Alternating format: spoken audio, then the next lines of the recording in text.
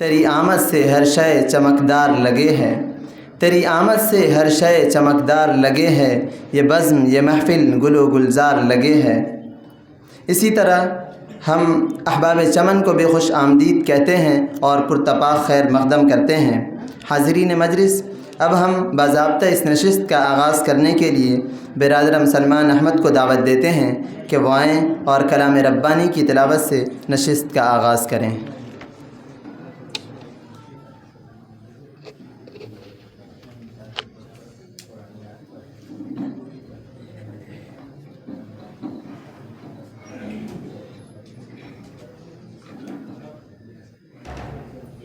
أعوذ بالله من الشيطان الرجيم. بسم الله الرحمن الرحيم.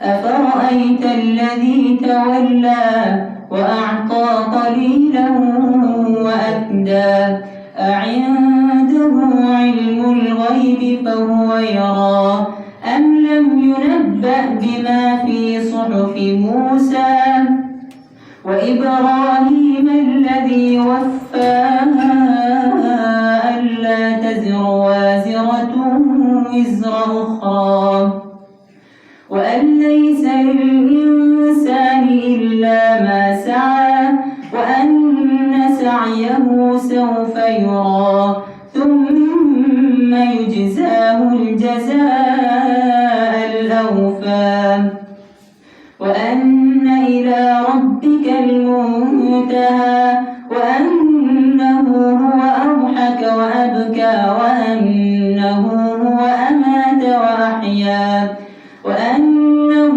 خلق الزوجين الذكر والأنثى من نطفة إذا تمنى وأن عليه النشأة الأخرى وأنه هو أغنى وأقنى وأنه هو رب الشعرى وأنه أهلك عادا الأولى وثمود فما أبقى وقوم نوح من قبل إنهم كانوا هم أظلم وأطغى والمؤتفكة أهوى فغشاها ما غشى فبأي آلاء ربك تتمارى صدق الله العظيم.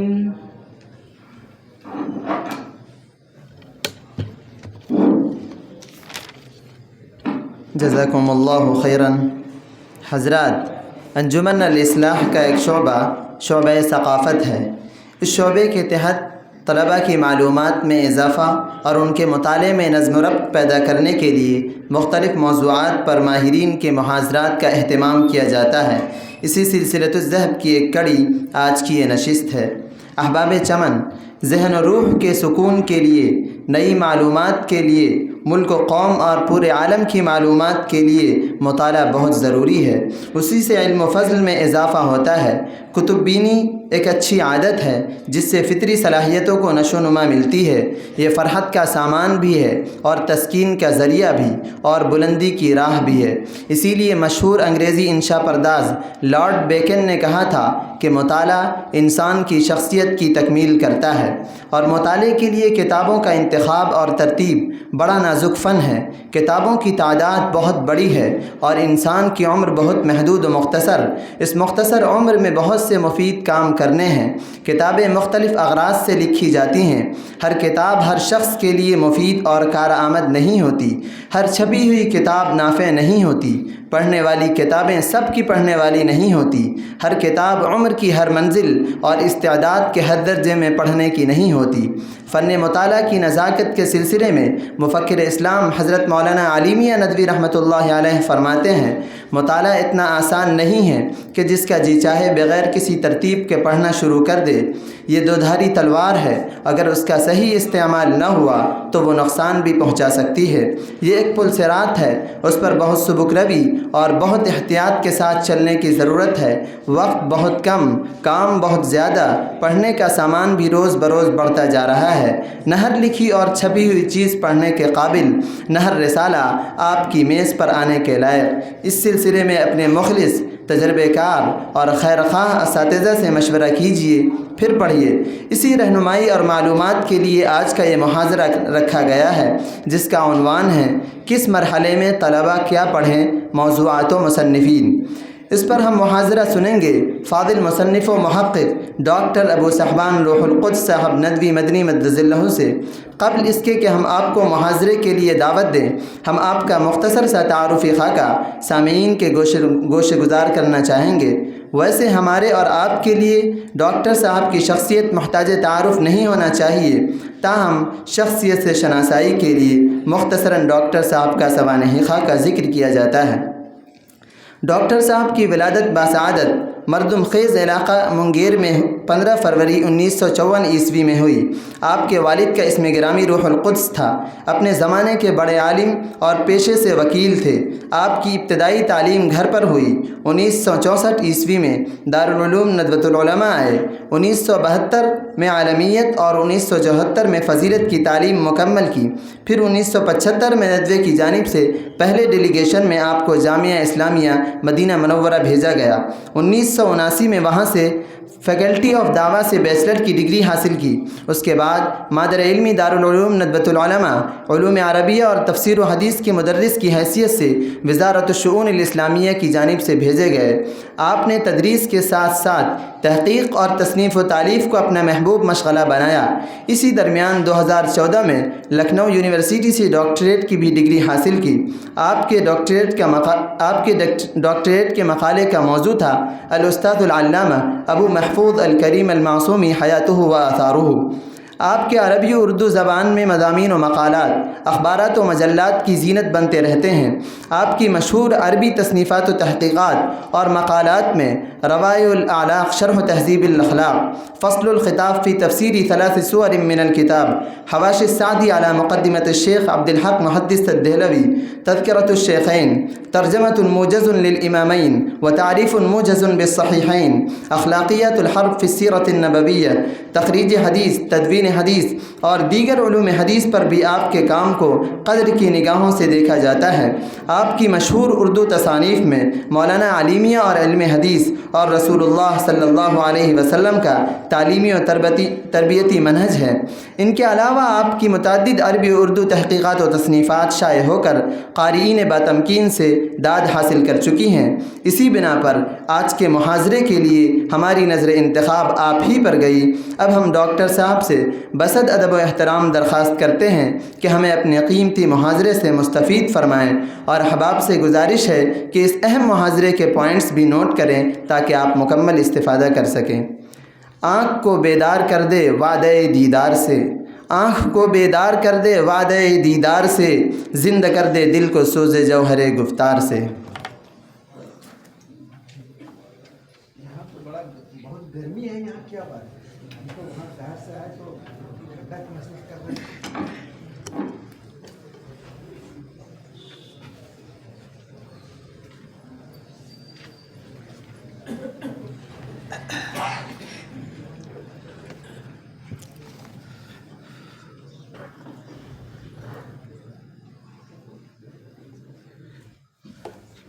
الحمد للہ وکفیٰ والصلاة والسلام علی نبیہ المصطفیٰ وعلی آلہ وصحبہ ومن اجتبیٰ، اما بعد۔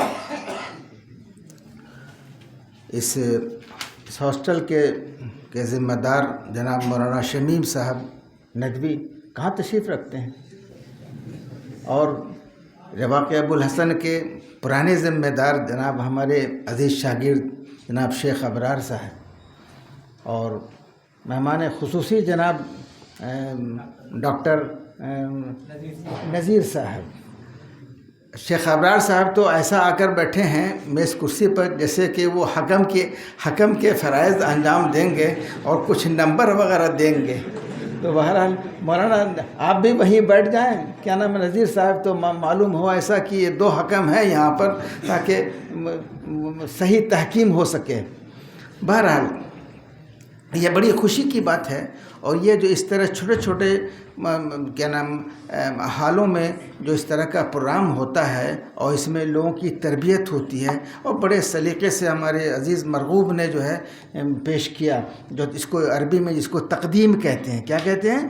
تقدیم. انہوں نے تقدیم بڑے اچھے انداز سے انہوں نے پیش کیا، یہ بڑی اچھی بات ہے. اور جس طرح سے تعارف کرانا چاہیے اس چیز کو، اور جس موضوع پر محاضر کا محاضرہ ہوگا اس موضوع کے سلسلے میں بھی انہوں نے ایک اچھی روشنی ڈالی سمجھا کے. تو بہرحال اس سے اندازہ ہوتا ہے کہ یہاں پر ہمارے جو نگراں حضرات وغیرہ کی جو دلچسپیاں ہیں، اور جو ایک تربیت کا جو ایک نظام یہاں چل رہا ہے تعلیم کا اور تربیت کا، تو ایک تو صبح کے وقت جو درسیات کا سلسلہ ہوتا ہے، وہاں درجوں کے اندر جو اپنا ہم نصاب پڑھتے ہیں اس کی اپنی جگہ پہ ایک الگ حیثیت ہے.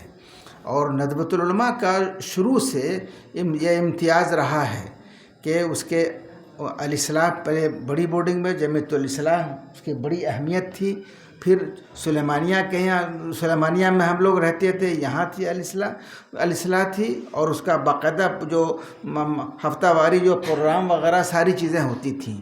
تو دراصل اس میں ایک اس سے بڑی تربیت ہوتی ہے آگے کی زندگی میں کام کرنے کے لیے. یہ اپنا ہمارے یہاں کا امتیاز ہے کہ صرف ہم جو درسیات کی کتابیں ہیں صرف اسی پر ہم اکتفا نہ کریں، بلکہ اس کے ساتھ ساتھ جو اور جس کو مطالعہ کہتے ہیں، خارجی مطالعہ، جاکہ جو جس کو آپ سیلف اسٹڈی کہہ سکتے ہیں، کہ یہ سیلف اسٹڈی بہت ضروری ہے، اور اس سے ایک راہیں نکلتی ہیں اور مطالعے کا ایک سلسلہ جو ہے شروع ہوتا ہے.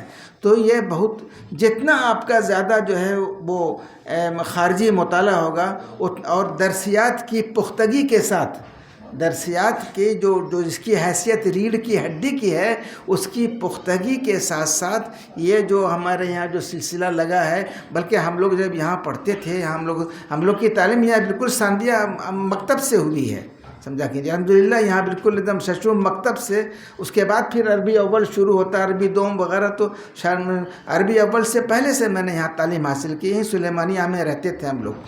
تو بہرحال وہاں آپ کیا پڑھیں، ایک وہ لگا ہوا تھا، کیا چیز، ایک عنوان لگا ہوا تھا، اور ایک اسی کے تحت جو ہے درجے کے لحاظ سے کہ عربی اول کے طلبہ یہ پڑھیں، عربی دوم کے طلبہ یہ پڑھیں، عربی سوم کے طلبہ یہ پڑھیں. اس طرح سلیمانیہ میں یہ سلسلہ تھا، اور دارالاخبار اور دارالکتب اور ساری چیزیں یہ سب موجود تھیں الحمدللہ.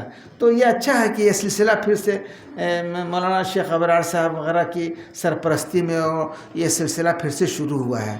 تو یہ ایک اچھی خوش آئند بات ہے اپنے ادارے کے لیے، اور آگے طلبہ کی تعمیر کے لیے بہت اچھی بات ہے یہ. بہرحال آج کا جو موضوع ہے وہ یہ کہ مطالعہ، کیا موضوع رکھا تھا آپ نے، پورا عنوان کا ساتھ، کس مرحلے میں ہم کیا پڑھیں. یہ بڑی اہم بات ہے. جس طریقے سے کس مرحلے میں کیا کھائیں اور کس مرحلے میں کیا پئیں، ایسے ہی ہے. یہ نہیں ہے کہ چھوٹے بچے کو جو ابھی 2.5 سال کا ہے، 3 سال کا ہے، 4 سال کا ہے، وہ بڑھتے جاتا ہے، اور اس کی خوراک کا تنوع جو ہے اور اس کا کھانا بھی بدلتا چلا جاتا ہے. تو یہی حال مطالعے کا ہے. کیوں صاحب؟ یہ نہیں کہ چھوٹے بچے کو ہم ابھی وہ بالکل شیرخوار بچہ ہے، ہم اس کو بریانی نہیں کھلائیں گے، اس کو جو ہے چکن روسٹ نہیں کھلائیں گے، اس لیے کہ وہ ہضم نہیں کر سکتا ہے. تو یہی حال مطالعے کا ہے کہ مطالعہ کے اندر بھی جو اسٹیج بائی اسٹیج مرحلے وار اس کی جو ہے تمام علوم کے اندر، تمام علوم فنون کے اندر جو ہے وہ مرحلے وار یہ چیزیں ہیں. تو یہ بہت اہم بات ہے کہ آدمی ہم کیا پڑھیں، اور آپ پوچھیں گے کہ جو ہے آپ کس درجے میں ہیں، تو آپ کو آپ کے استاد یا جن سے آپ مشورہ کر رہے ہیں وہ آپ کو بتائیں گے کہ آپ کے لحاظ سے سیرت پر یہ کتاب آپ پڑھیں، اور ادب میں یہ کتاب پڑھیں، اور ڈکشنری آپ یہ دیکھیں. یہ نہیں کہ ڈائریکٹ آپ تاج العروس نہیں دیکھنے لگیں گے، القاموس المحیط نہیں دیکھنے لیں گے للفیروز آبادی، یا اور جو مختار السحال ابن ابی بکر الرازی نہیں دیکھنے لگیں گے آپ، بلکہ آپ کو نیچے سے بالکل چلنا پڑے گا. تو یہ تمام علوم فنون کے اندر ہے. جہاں تک یہ جو انہوں نے کچھ پوائنٹس ہم کو دیے تھے تو اس پر ایک حل کی روشنی ڈال دیتے ہیں. جو پوائنٹس انہوں نے دیے تھے کہ مطالعے کے مقاصد اور مطالعے کا نظام اور مطالعے کے مراحل اور پیچیدہ اور مشکل مضامین و مباحث کا مطالعہ کیسے کریں اور مطالعے کا ذوق کیسے پیدا ہو، یہ بہت سارے عنوانات انہوں نے. مطالعے میں جینے لگے تو کیا کریں، اس کا اسباب اور علاج، مطالعے کا طریقہ، مطالعہ محفوظ کیسے رکھا جائے، ناقدانہ و محققانہ اور تقابلی مطالعہ کیسے کیا جائے، اور اخبارات و میگزین وغیرہ کے مطالعے کا کیا طریقہ ہو. یہ سب انہوں نے پوائنٹس ہم کو انہوں نے دیے تھے، سمجھا کہ نہیں. جب بھی آپ گفتگو کریں گے کہیں بھی تو آپ پوائنٹس وغیرہ سب لکھ کر کریں گے. آپ کو زبانی دینا ہے لیکن آپ سب مرتب ہو تاکہ کوئی ضروری چیز جو ہے وہ چھوٹ نہ جائے اور غیر ضروری چیز شامل نہ ہو جائے. اس لیے پوائنٹ کو لکھنا ہے. ہم نے بھی سب چیزوں کو پوائنٹ کو سب لکھا ہے. شروع میں کچھ تمہیدی بات ہے. ایک تو جو ہے علم کی جو اہمیت ہے، ایمان کے بعد جو سب سے اہم چیز ہے وہ علم ہے، اور انسان کا اسٹیٹس بلند ہوتا ہے. اللہ تعالیٰ دنیا میں بھی اور آخرت میں بھی جو ہے جو کہ یرفع اللہ الذین آمنوا منکم والذین اوتوا العلم درجات. اگر آپ زبان کا ٹیسٹ رکھتے ہیں تو یہاں پر اللہ تعالیٰ نے جو ہے درجات کو پلورل استعمال کیا ہے، جمع کا صیغہ استعمال کیا ہے اور نکرہ استعمال کیا ہے. دونوں کے اندر بڑی معنویت ہے، سمجھا. تو نکرہ جو ہے وہ تنوع کے لیے بھی آتا ہے، تکریم کے لیے بھی آتا ہے، تحقیر کے لیے بھی آتا ہے، تقلیل کے لیے بھی آتا ہے. تو یہاں پر تنوع ہے اس کے اندر. کس کے اندر؟ درجات کے اندر جو نکرہ استعمال کیا ہے یہ بہت اہمیت رکھتا ہے. اور پھر جمع کا صیغہ استعمال کیا ہے، اور پھر اللہ تعالیٰ نے متعین نہیں کیا ہے یہ درجات کی جو بلندی ہوگی وہ آیا آخرتی میں ہوگی یا دنیا اور آخرت دونوں میں ہوگی. تو گویا آیت کا جو عموم ہے وہ یہ بتا رہا ہے کہ دنیا اور آخرت دونوں میں بلندی کا باعث ہے. یہ ایمان کے بعد جو اصل چیز ہے علم ہے. اسی لیے امام شافعی نے تو اس کو نور قرار دیا ہے. العلم نور.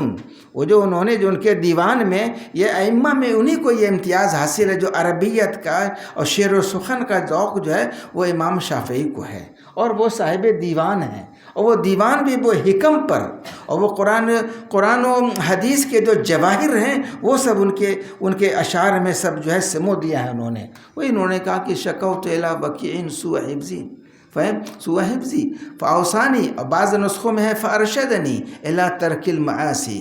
کیوں؟ فإن العلم نور من الہی ونور اللہ لا یعطی لعاصی. تو دیکھیے اس کو نور قرار دیا، روشنی ہے. علم کیا ہے؟ روشنی ہے. اس سے جو ہے آدمی کو راہیں ملتی ہیں، اور آدمی غلط جگہوں غلط راہوں پر چلنے سے، گرنے سے اور اس میں الجھنے سے ان روشنی جو ہے ان کو جو اسی لیے بار بار کا میرا جو سورہ وہ جو آیت الکرسی کے بعد جو آیت آئی ہے کیا ہے؟ یخرجونہم من الظلمات الی النور. سمجھا کہ نہیں؟ جو اللہ کے جو اولیاء ہیں، جو علماء ہیں، وہ کیا کرتے ہیں؟ تاریکیوں سے. اور قرآن نے جہاں بھی استعمال کیا ہے نور اور ظلمات، تو وہاں ظلمات کو پلورل استعمال کیا ہے اور نور کو جو ہے سنگلر استعمال کیا ہے. لیکن پورے قرآن میں جہاں جہاں بھی ہے تو تاریکیوں سے نکالتے ہیں کائے کی طرف؟ نور کی طرف. تو یہ علم کا کام ہے اور اہل علم کا کام ہے کہ وہ لوگوں کو نکالتے ہیں کس سے؟ تاریکیوں سے نکالتے ہیں، اور تاریکیوں سے نکال کر جو ہے وہ روشنی دکھاتے ہیں ان کو. اسی لیے سب سے پہلی جو آیت ہوئی ہے جو نازل ہوئی ہے وہ کیا؟ اقرا سے ہے. پڑھنے کی ہم کو تلقین کی گئی ہے. یہ ہمارے دین کا امتیاز ہے. ہمارے دین کا جو امتیاز ہے جس کو من سمات الدین البارزہ جس کو کہتے ہیں وہ علم ہے. اور پڑھنا ہے لکھنا ہے سب، جا کہ نہیں. اور خاص طور پر جس عرب قوم کے اندر جزیرۃ العرب کے اندر جو آپ کی بسط ہوئی وہ لوگ ناخواندہ لوگ تھے، پڑھے لکھے لوگ نہیں تھے وہ لوگ. لیکن وہاں سے دیکھیے روشنی، وہاں سے جو علم کی جو بدوبا شروع ہوتی ہے تو وہاں سے روشنی پھیلتی ہے. تو اسی لیے قرآن ابن کثیر نے لکھا ہے اس آیت کے تحت جو سورۃ طٰہٰ کی جو آیت ہے رب زدنی علما، تو اس میں لکھا ہے ابن کثیر نے کہ اللہ تعالیٰ نے قرآن کریم کے اندر ہمارے نبی پاک صلی اللہ علیہ وسلم کو کسی چیز میں اضافہ اور ترقی کا علم کے علاوہ کسی چیز کا آپ نے ان کو حکم نہیں دیا ہے. اسی لیے آگے چل کر لکھتے ہیں ابن کثیر کہ حضرت جبریل آتے تھے قرآن کے مذاکرے کے لیے اور مطالعے کے لیے اور دور کے لیے، جس کو حفاظ کی زبان میں دور کے لیے آتے تھے. تو جس سال آپ کی وفات ہوئی ہے اس سال انہوں نے 2 بار دور کیا ہے. اس سال آپ نے کیا ہے، جبریل کے ساتھ جو ہے اپنے قرآن کریم کا 2 بار دور کیا ہے. یہ اس کی اہمیت ہے. اسی لیے حدیث شریف میں آتا ہے، جس کو حاکم نے جو ہے اپنے مستدرک میں جو ہے ذکر کیا ہے، اور حاکم نے اس حدیث پر جو تبصرہ کیا ہے ابو عبداللہ حاکم نساپوری نے مستدرک کے اندر، کہ وہ علی شرط الشیخین ہے ولم یخرجہ، اور پھر امام ذہبی کی اس پر تعقیب ہے کیا کہ ووافقہ الذہبی، کہ ذہبی نے چونکہ نقد کیا ہے کس پر، صحیح مستدرک علی الصحیحین للحاکم پر نقد کیا ہے اس نے، تو اس لہٰذا ان کے مخالفت اور ان کی موافقت کی بڑی اہمیت ہے محدثین کی یہاں. تو اس حدیث پر منہومان لا یشبعان طالب علم و طالب الدنیا، اس پر ذہبی نے جو ہے موافقت کی ہے، ووافقہ الذہبی، سمجھا کہ نہیں. تو وہ علی شرط الشیخین ہے. وہ جو آپ نے پڑھا ہوگا اس کے کیا کہتے ہیں، صحیح حدیث کے جو اقسام ہیں، وہی نہ پڑھا آپ نے، متفق علیہ الشیخان، منفرد بہ البخاری، منفرد بہ مسلم، ما کان علی شرط الشیخین ولم یخرجہ، ما کان علی شرط البخاری ولم یخرج، وما کان علی شرط مسلم ولم یخرج. پھر اس کے بعد وہ محدثین اور علماء جنہوں نے اس کا التزام کیا ہے، کس کا، صحت کا، جیسے ابن خزیمہ ہیں، ابن حبان ہیں اور ضیاء مقدسی ہیں، ان لوگوں کی کتابوں کے اندر وہ چیزیں اگر حدیثیں آتی ہیں تو اس کو صحیح کے اقسام میں شمار کیا ہے. یہی نہیں پڑھا آپ لوگوں نے اس میں نخبہ کے اندر. تو بہرحال سبق دہراتے ہوئے چلیں گے. تو بہرحال یہ دیکھیے، منہومان لا یشبعان، طالب علم کبھی سیر نہیں ہوتا ہے، کبھی وہ نہیں ہوتا ہے کہ بس اب پڑھ لیا بس کافی نہیں، بلکہ فراغت کے بعد، فراغت تو اس کو ایک ذریعہ، ایک سکھا دیا جاتا ہے کہ آپ اس طرح آپ کو مطالعہ کرنا ہے. سمجھا کہ فراغت وہ فراغت نہیں ہے کہ بالکل، بلکہ اب لگنا ہے، پڑھنے میں لگنا ہے، اب مطالعہ کرنا ہے، اب ہم کو علم حاصل کرنا ہے، اور کیسے حاصل کریں اور کیا حاصل کریں اور کس طرح حاصل کریں. یہ ہم کو ایک 8-10 سال میں ہمارے مختلف اساتذہ کرام جو ہیں وہ اس کو ہم کو سکھاتے ہیں اور ہم کو بتاتے ہیں.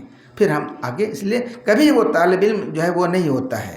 اور پھر وہ جو آپ طالب علم ہیں، اور جو بخاری کے جو انہوں نے، امام بخاری نے تو کتاب الرقاق کی پہلی حدیث اس کو شمار کیا ہے، اور اسی کی پیروی مشکات نے بھی کیا ہے، اور اسی کی صاحب مشکات نے، اسی کی اور انہی کی پیروی جو ہے سنن دارمی میں بھی کیا ہے. وہی کون سی حدیث ہے، پہلی حدیث میں کتاب الرقاق کی، بتائیے نا جلدی سے. ہاں، نعمتان مغبون فیہما کثیر من الناس الصحۃ والفراغ. تو یہ جو پیریڈ ہے آپ کا 8 سال، 10 سال، 2 سال، 5 سال، یہ دونوں چیزیں آپ کو حاصل ہیں، صحت، انرجی، توانائی اور طاقت، سب کچھ حاصل ہے، اور فارغ البالی بھی حاصل ہے. تو یہ جو دونوں چیزیں آپ کو حاصل ہیں، اس کی بڑی قدر کرنا ہے. ایسا نہ ہو کہ یہ ٹائم نکل جائے اور یہ وقت نکل جائے اور ہم یہ دونوں نعمت سے ہم ابھی سرشار ہیں، سمجھا کہ نہیں. ایسا نہ ہو کہ بھی زندگی کے جھمیلوں میں پڑھنے کے بعد پھر کتاب اٹھانے کا بھی موقع نہ ملے. تو بہرحال یہ بڑی اہم بات ہے کہ اللہ تعالیٰ نے ہم لوگوں کو جو ہے علم کی دولت اور علم سے ہم لوگوں کو وابستہ کیا ہے. یہ بڑی اللہ کی طرف سے بہت قابل شکر اور قابل تعریف بات ہے کہ اس نے ہمیں اور آپ کو پڑھنے پڑھانے کا موقع دیا ہے. تو بہرحال مطالعہ جو ہے وہ ایسی چیز نہیں کہ گھول کے پلا دے، بلکہ آپ اس میں پڑھیں گے اور کیسے ہو جی نہ لگے. مطلب آپ کو شروع کرنا ہے پہلے ہلکی پھلکی چیزوں سے شروع کریں گے، تب آگے جا کر یہ نہیں کہ مشکل پڑھ کے نہیں، بلکہ آپ کو جو ہے قصے پڑھیں گے، کہانی پڑھیں گے جو چھوٹے بچوں کے لیے لکھے جاتے ہیں، اس طرح اپنے اسٹیج بائی اسٹیج اس کو بڑھائیں گے. تو پھر اصلاً سارا کھیل ٹیسٹ کا ہے. سارا کھیل کس کا ہے؟ سمجھانے، بجھانے اور تقریر کرنے اور نصیحت کرنے کا نہیں ہے. سارا کھیل جو ہے وہ ٹیسٹ کا ہے کہ جب آپ کے اندر مطالعے کا ذوق پیدا ہو جائے گا، وہ مطالعے کا ذوق جو ہے آپ کو ایسے لوگوں کی صحبت اختیار کرنی ہوگی جن کا اشتغال بالعلم ہے ایسے ساتھیوں کو اختیار کرنا پڑے گا، ایسے اساتذہ کو اختیار کرنا پڑے گا کہ آپ ان کی صحبت میں رہیں تو آپ کے اندر لکھنے پڑھنے کا شوق پیدا ہو. سمجھا کہ نہیں؟ ایسے لوگوں کے پاس کہ بھائی جب جاتے ہیں تو ان سے ملاقات کا موقع ہی نہیں ملتا، اس لیے کہ وہ تو مشغول ہیں پڑھنے میں، وہ اپنے کام میں مشغول ہیں، وہ اپنے ہر وقت لکھتے پڑھتے رہتے ہیں، ہر وقت اس میں کام میں ان کو اس کے علاوہ جیسے مطلب کچھ جانتے نہیں وہ. تو ایسے لوگوں کا ساتھ اختیار کرنا پڑے گا آپ کو، چاہے وہ آپ کے ساتھی ہوں یا آپ کے سینئر ہوں یا آپ کے اساتذہ ہوں. اساتذہ جن سے آپ پڑھتے ہوں یا جن سے آپ نہ پڑھتے ہوں، جونیئر ہوں یا سینئر ہوں، آپ ان لوگوں کی صحبت اختیار کرنی پڑے گی آپ کو. اور کچھ کتابیں ایسی لکھی گئی ہیں، کیا نام ہے، اس کے پڑھنے سے بھی وہ سب چیزیں پیدا ہوتی ہیں، اس کے مطالعے کا شوق پیدا ہوتا ہے. اس میں ایک تو 3 کتاب ہے ان کی، وہ کہیں 3 کتاب جو ہے ان کی ہے، کیا نام ہے آپ کے شیخ عبدالفتاح ابو غدہ کی ہے.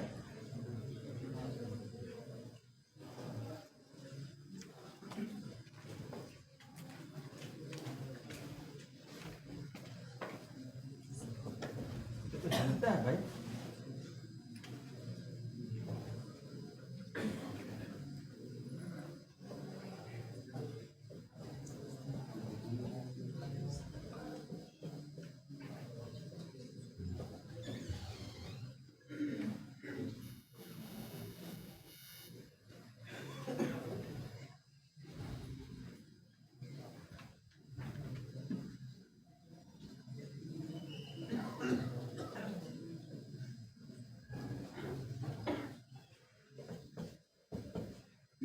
یہ 3 کتاب جو ہے، اس کو آپ ایسا کریں، ایسا اس کو ایسے کیجیے نا، ایسے لائیے نا، آپ آگے لائیے، اس طرح دونوں کام ہوتا رہے گا. ٹھیک ہے. یہ جو 3 کتابیں ہیں یہ شیخ عبدالفتاح ابو غدہ کی ہیں، بڑے شام کے بڑے جلیل القدر عالم اور بڑے محدث. اور ان کی کتابوں کا جو ایک امتیاز یہ ہے کہ وہ جگہ جگہ وہ ضبط بھی کرتے ہیں، اور جس وجوہ اعراب پر بھی وہ جو لگا دیتے ہیں کہیں کہیں، یا جس لفظ کو عام طور پر عرب ہو یا عجم ہو وہ اس کو غلط پڑھتے ہیں، وہ اس کو بھی لگا دیتے ہیں وہ. اور کیا بہت ان سب چیزوں کا دیکھا جائے تو صحیح معنوں میں وہ عصر عباسی اور عصر حاضر دونوں کی زبان کا دعاتشاہ ہے ان کے اسلوب کے اندر. کیونکہ شیخ عبدالفتاح ابو غدہ یہاں 12 آئے اور یہاں کر درس وغیرہ بھی دیا انہوں نے. مختلف جو ہے حازمی کے جو شروط الائمۃ الخمسہ اور 6 جو ہے اس پر ان کا جو ہے لیکچرز وغیرہ بھی ہوا ہے. اور وہیں تو بہرحال یہ 3 کتابیں ہیں. اس سے ان 3 کتابوں کے اندر یہ دکھایا گیا ہے کہ علماء نے علم حاصل کرنے کے لیے کیسی کیسی مشکلات کا سامنا کیا اور کس طرح سے انہوں نے. اور پھر دوسری کتاب جو وقت کی قدر و قیمت الزمن، یورپ میں تو کہتے ہیں دا ٹائم از منی، وقت ہی سرمایہ ہے. دا ٹائم از منی، وقت ہی سرمایہ ہے. سمجھا؟ وہ ہم کو اسلام سکھاتا ہے. یورپ ہم ہی سے چیز لے کر اس کو ماڈرنائز کر کے اس کو بتاتا ہے وہ، حالانکہ اسلام اس کو سکھا چکا ہے اور ہمارے علماء اس کو برت چکے ہیں. اور کیسے ایسے بھی لوگ تھے کہ جنہوں نے کہا کہ دیکھو جب میں نہانے جاؤں تو اب اس وقت تو ڈسکنیکٹ ہو جائیں گے وہ. تو طالب علم سے کہتے تھے کہ جو تم زور سے پڑھنا، کہاں سے؟ واش روم کے باہر زور سے پڑھنا، سمجھا کہ تاکہ وہ نہا بھی رہے ہیں اور سن بھی رہے ہیں. ایسا اس طرح سے. اور راستے میں چلتے ہوئے بہت سے لوگوں کو پڑھایا، راستے میں چلتے ہوئے. آپ پڑھیے نا وہ کتاب مولانا ان کی جو ہے علماء سلف جو کتاب ہے، جن کو انہوں نے فیصل بھٹکلی نے جو ایڈٹ کر کے شائع کیا ہے اور اس سے پہلے بھی شائع ہوئی تھی. تو یہ سب کتابوں سے وہ پیدا ہوتا ہے کیا چیز. یہ آپ کے ایک 3 کتاب تو یہ ہو گئی. اور اس کے علاوہ جو کتابیں ہیں، ایک تو الفوائد کے نام سے ہے ابن قیم کی، اوپر کے درجات کے طلبہ، الفوائد کے نام سے. ایک کتاب آ رہا ہے بدائع الفوائد. یہ دونوں کتابیں، ان سب کتابوں کے اندر علم کی اہمیت اور علم کے سلسلے کی سب چیزوں کو انہوں نے ذکر کیا ہے. اور پھر ان کی جو ابن الجوزی کے جو صید الخاطر ہے، سمجھا کہ نہیں، اس کے اندر بھی اچھا خاصا سرمایہ ہے. جس سے کہ یہ سب شوق پیدا ہوتا ہے، سمجھا کہ نہیں؟ تو بہرحال یہ سب علم کو ایسی چیزیں ہمیں پڑھنی ہوں گی جس سے کہ جو ہے ہمارے اندر کیا ہو، شوق پیدا ہو، اور ایسے لوگوں کی صحبت اختیار کرنی ہوگی ہم کہ جن کا جو ہے پڑھنے لکھنے کا جن کا مشغلہ ہے، اور پھر جب ہمارا جی نہیں لگے تو ہم کو اس میں جو ہے جی لگانا ہے، اور پھر ہمیں کچھ نمونے اپنے سامنے رکھنا ہے کہ وہ اپنا کس طرح وقت اپنا، جیسے مثال کے طور پر وقت کی اور ٹائمنگ کی پابندی کے لیے ہمارے محتمم صاحب ہمارے ندوے کے سرکل میں نمونہ ہیں، سمجھا کہ آپ اپنی گھڑی ملائیے ان کی آمد سے اور آنے سے اور جانے سے، سمجھا کہ نہیں؟ پہلے دن بھی وہ مجھے پرنسپل آفس میں آ کر بیٹھ گئے اور وہ لڑکوں کو بلا رہے ہیں کہ جو ہے لڑکے آئے نہیں تھے ابھی اس بار چھٹی کے اندر، کہ لڑکے آئے نہیں، میں نے کہا ابھی آج تو دارالعلوم کھلا ہے، کہا اچھا لڑکے آئے نہیں۔ اب تو یہ مطلب یہ کہ وقت کے ایسے لوگوں کو نمونہ ہم بنائیں گے کہ جن سے کہ ہم کو ہمارے اندر بھی وہ اشتغال بالعلم آئے، لیکن اب پھر علم جو ہے عبادت ہے، اللہ تعالیٰ سے تقرب کے جو وہ ہیں راستے ہیں، ان میں سے ایک اشتغال بالعلم بھی ہے، جا کہ نہیں؟ تو گویا اس حدیث کے اندر علم ہی ایسی چیز ہے کہ ہمارے دنیا سے رخصت ہونے کے بعد بھی ہم جا کہ نہیں وہ صدقہ جاریہ جاری رہتا ہے، علم ينتفع به۔ اسی لیے اس حدیث کی شرح میں ابن رجب حنبلی نے جو ان کی کتاب ہے کیا نام ہے 10 حدیثوں کا اضافہ کیا ہے نبوی کی 40 پر، نبوی کی 40 پر 10 حدیثوں کا اضافہ کیا ہے، اور اس کے بعد انہوں نے شرح اس کی شرح کیا ہے جامع العلوم والحکم کے نام سے۔ اس میں انہوں نے اس حدیث کے تحت لکھا ہے کہ جو صدقہ جاریہ ہے اور ولد صالح یدعو لہ ہے، ان تینوں کا ذکر کرے موازنہ کیا انہوں نے، کہا اس میں سب سے اہم جو ہے وہ کیا ہے، علم ينتفع به، کہ وہ سب چیزیں امتداد زمانہ سے جو ہے ختم ہوتی ہیں، لیکن علم ایسی چیز ہے کہ اس میں بھی انہوں نے 2 تقسیم کیا ہے، ایک تدریس ہے اور ایک تصنیف ہے۔ تو تدریس کا بھی سلسلہ تلامذہ در تلامذہ سے سلسلہ ختم ہو جاتا ہے، سمجھا کہ نہیں؟ اب آج معلوم ہے کہ ابن حجر کا کوئی شاگرد نہیں ہے، نووی کا کوئی شاگرد نہیں ہے، لیکن نووی نے جو آثار ہیں، جو ان کے علمی نقوش ہیں، وہ بالکل تابندہ ہیں، ایک دم بالکل زندہ جاوید ہیں ایک دم۔ تو وہ انہوں نے اس کو کہا کہ اس میں بھی جو تصنیف و تالیف کا جو وہ ہے شعبہ ہے وہ اس سے زیادہ اہمیت رکھتا ہے، سمجھا کہ نہیں؟ ان تمام چیزوں کے اندر کہ باقی جو صدقے جاریہ ہیں وہ تو رفتہ رفتہ ختم ہو جاتی ہیں امتداد زمانہ کے ساتھ، لیکن اشتغال بالعلم اور اشتغال بالعلم کے اندر بھی خاص طور پر اشتغال بالتالیف، سمجھا کہ نہیں، اور تصنیف اور تحقیق اور بحث، سمجھا کہ نہیں، یہ زندہ جاوید رہتا ہے۔ آج نہ معلوم کتنی کب کی جو ہے کہاں سے جو ہے وہ مخطوطے جو ہے وہ ڈھونڈ کر نکالے جا رہے ہیں اور ایڈٹ کر کے اس کو منظر عام پر لایا جا رہا ہے، اس کو شائع کیا جا رہا ہے اور زندہ ہو رہے ہیں لوگ، سمجھا کہ نہیں، وہ زندہ ہوتے۔ اسی لیے بعض عرب کہتے ہیں بعض کتابوں کے خاص طور پر جو حدیث اور اس طرح کی چیزوں کے بارے میں کہتے ہیں انہ یعیش دہرا طویلا، اور بعض چیزیں ہوتی ہیں جو فکری اور یہ طرح کی چیزیں ہوتی ہیں، اس کا ایک لمیٹڈ ٹائم ہوتا ہے، اس کا وقت ہوتا ہے، جا کے نہیں، تو کہتے ہیں لا یعیش دہرا طویلا، اس لیے کہ وہ فکر اب ختم ہو گئی، سمجھا کہ نہیں۔ لیکن حدیث جو ہے اور اشتغال بالحدیث جو ہے وہ نظر اللہ عمران، وہ تو وہاں باقاعدہ اس کو جو ہے اس کی برکت کی دعا دی گئی ہے نبی پاک صلی اللہ علیہ وسلم نے، تو گیا وہ سرسبز و شاداب رہتا ہے۔ تو اشتغال بالعلم جو ہے وہ بہت اہم چیز ہے۔ تو بہرحال یہ سب چیزوں کے بعد اب جو اصل یہ ایک چھوٹی سی تمہید ہے، تو کا مقصد یہ ہے کہ ہمیں تعلیم اور علم یہ سمجھیں کہ بڑے خوش نصیب ہیں ہم بھی اور آپ بھی، پڑھنے والے بھی اور پڑھانے والے بھی، دونوں بڑے خوش نصیب ہیں کہ ہمیں یہ موقع دیا گیا ہے کائے کا، پڑھنے پڑھانے کا۔ کیا چیز پڑھنے پڑھانے کا؟ اللہ کی کتاب کو حل کرنے کا، اس کے نبی کی حدیث کو سمجھنے کا اور اس کو سمجھ کر لوگوں کو سمجھانے کا، یہ ہمیں موقع دیا ہے۔ تو یہ بہت بڑا سرمایہ ہے، بہت بڑی دولت ہے، سمجھا کہ نہیں؟ جو کہا نا رضینا بالقسمت الجبار فینا لنا علم وللجہال مالو، تو مال کوئی معیار نہیں ہے، آتا جاتا رہتا ہے، وہ ختم ہو جاتا ہے، لیکن علم جو ہے وہ، سمجھا کہ نہیں، وہ ایک بڑی اہم ایسا سرمایہ جو لا ینفد، اسی لیے ابن قیم نے مفتاح الدار السعادہ ان کی کتاب ہے، اس میں لکھا ہے انہوں نے کہ اگر علم کی کوئی شکل و صورت ہوتی جیسے شمس و قمر کی ہے، تو ابن قیم نے لکھا ہے کہ علم جو ہے وہ سورج اور چاند سے زیادہ خوبصورت ہوتا ہے۔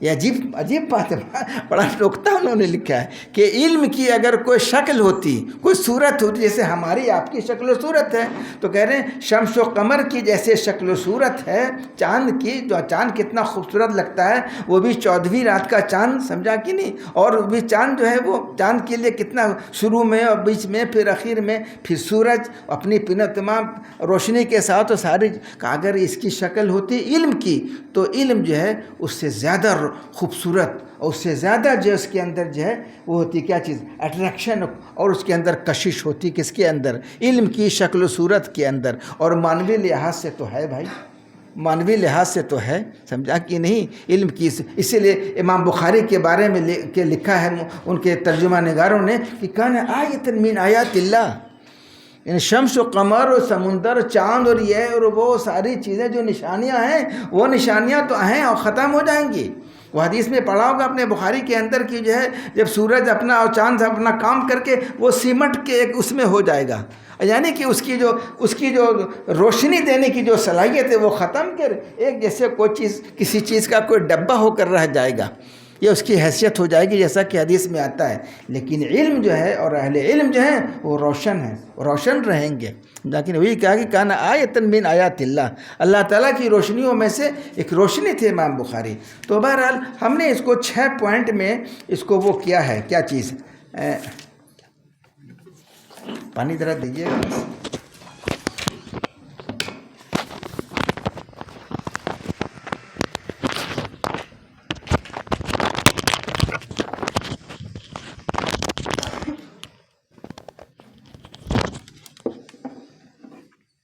تھوڑا سا سیدھا کر دو تو اچھا رہے گا، تھوڑا سا ایسے ایسے یوں ایسے ایسے ادھر اور پیچھے کیجیے، بس بس بس یہاں تک لکھنے کے لیے اس کو ادھر کر دیجیے یہاں۔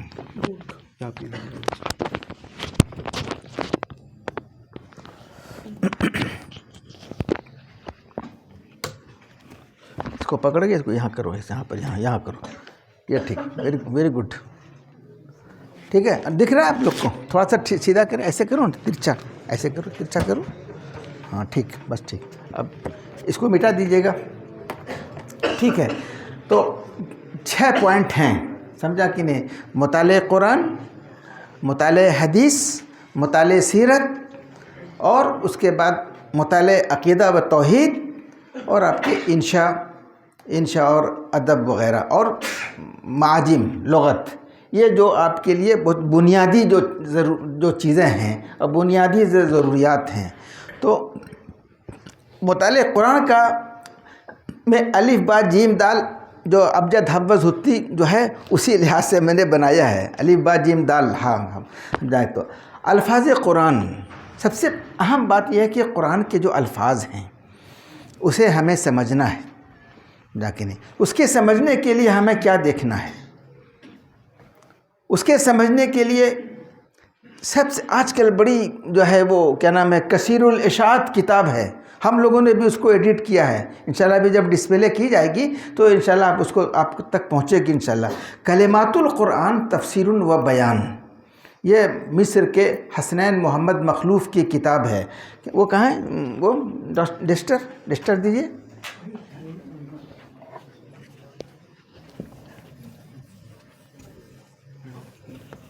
نہیں ٹھیک ہے ٹھیک ہے، آپ بیٹھیے۔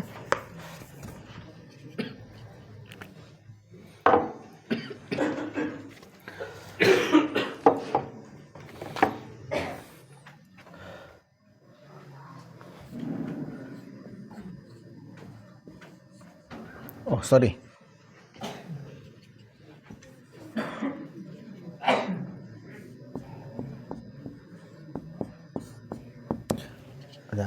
مطالعہ کیا ہے؟ قرآنیات، قرآنیات میں سب چیزیں آ جائیں گی، قرآنیات کے اندر سب چیزیں آ جائیں گی۔ تو اس میں سب سے پہلے جو الف ہے اس میں الفاظ قرآن کریم،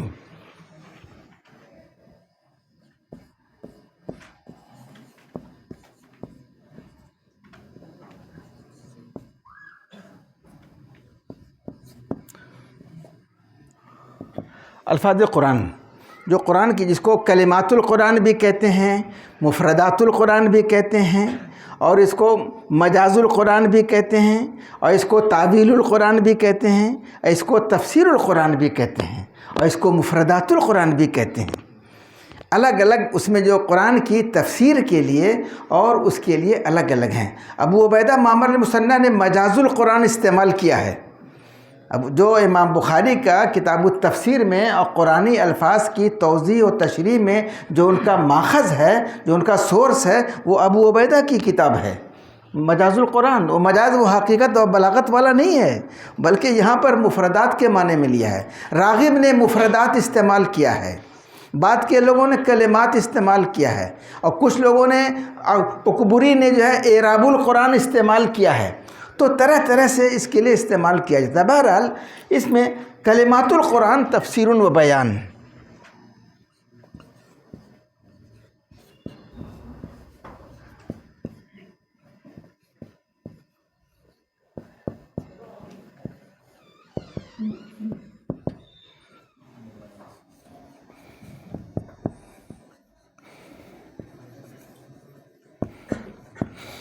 حسنین محمد مخلوف یہ مصر کے بڑے، ہم لوگ کے طالب علم کے زمانے میں وہ رابطے کے وہ بھی تھے، آتے تھے، مدینے آتے تھے، ہم لوگوں نے بارہا ان کو دیکھا، اور بڑے فاضل آدمی ہیں۔ ان کا بھرپور میں نے تعارف کرایا ہے اس میں، یہ جو ان کی کتاب کو ہم لوگوں نے ایڈٹ کیا ہے، اور وہاں پر پاکٹ سائز میں بھی جو ہے وہاں پر وہ بہت ہے، اور وہاں شادی بیاہ کے اور مختلف فنکشن میں، جیسے کسی کے ولیمے میں جائیں گے تو وہاں کاؤنٹر پر رکھا ہوا ہوتا ہے، اس کے جن کی شادی ہے ان کے والدین کی طرف سے وہ گفٹ رکھا ہوتا ہے۔ یہ سب دیکھیے علم کو پھیلانے کی شکلیں ہیں، ہمارے یہاں نہیں ہے یہ سب چیزیں، سمجھا، جائیے کھائیے اور وہاں لفافہ دیجیے اور جائیے ہے کہ نہیں؟ تو وہاں کاؤنٹر پر رکھا ہوتا ہے، تو یہ کلمات القرآن بھی رکھے ہوتے ہیں وہاں پر۔ ہم کو ایک صاحب نے لا کے دیا، اس میں جو نوشا جس کی شادی ہوئی ہے، کب ہوئی ہے، کس سے ہوئی ہے، تاریخ وریخ سب اس میں لکھا ہوا ہے، چھپا ہوا رہتا ہے اس کے اوپر، جیسے کارڈ، وزٹنگ کارڈ جیسے ہوتا ہے ویسے جو ہے۔ ٹھیک ہے، ناشتے کی ضرورت رکھیے، کوئی بات نہیں ہے۔ تو بہرحال کیا نام ہے، کلمات یہ ہے وہ چچی ہے، تو ہم لوگوں نے بھی اس کو ایڈٹ کیا ہے اس کو۔ تو ایک تو یہ حسنین محمد کی، یہ سب سے پہلا مرحلہ ہے آپ کا، کس کا؟ الفاظ قرآن کو دیکھنے کے لیے۔ اس کا طریقہ یہ ہے کہ انہوں نے یہ خانے بنائے ہیں، یہاں سورہ ہے، سمجھا، یہاں پر آیت نمبر ہے، یہاں پر الفاظ ہے، اور یہ دوسرا خانہ ہو گیا، اور تیسرے خانے میں کیا ہے؟ معنی ہے۔ ایک دم بہت بڑے خوبصورت انداز سے، بہت آسان، بہت سہل انداز سے انہوں نے اس کو پیش کیا ہے۔ تو یہ تو آپ کے سب کے پاس ہونا چاہیے، کیا چیز؟ یہ کتاب ہونی چاہیے، یہ بڑوں کے لیے بھی ضروری ہے۔ اب تو بہت سارے قرآن کے جو نسخے ہیں نے متن بھی اندر دے دیا ہے، اور سائڈ میں انہوں نے دونوں طرف، یعنی وہ آیت وہیں ختم ہوتی ہے، وہ الفاظ وہیں ختم ہو جاتے ہیں، ادھر کا ادھر نہیں دیکھنا ہوگا، ایسا سسٹم انہوں نے بنایا ہے کمپیوٹر سے۔ تو بہرحال ایک تو یہ ہے آپ کے، پھر آگے چلیں گے اور آگے چلیں گے آپ، اسٹیٹس آپ کا بلند ہوگا، معیار بلند ہوگا، تو آپ دوسری کتاب ہے ابو حیان الاندلسی کی کتاب ہے تحفۃ العریب بما فی القرآن من الغریب۔ یہ ذرا سا اور اس کا وہ ہے کیا چیز، تو یہ کہاں گیا بتائیے، یا اس کو نہیں، ہاں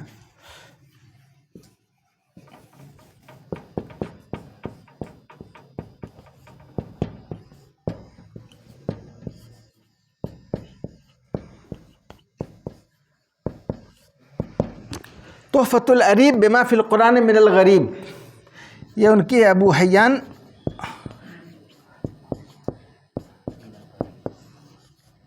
یہ ہلتا ہے اصل میں، لکھنے میں وہ ہے مشکل ہے۔ ابو حیان الاندلسی کی کتاب یہ تحفۃ العریب، یہ معنی اس کے اور تھوڑے سے اس کے ساتھ ہیں۔ یہ تو بالکل آسان سہل ایک دم ابتدائی مرحلے میں دیکھنے کے لیے کیا چیز، کلمات القرآن تفسیر البیان۔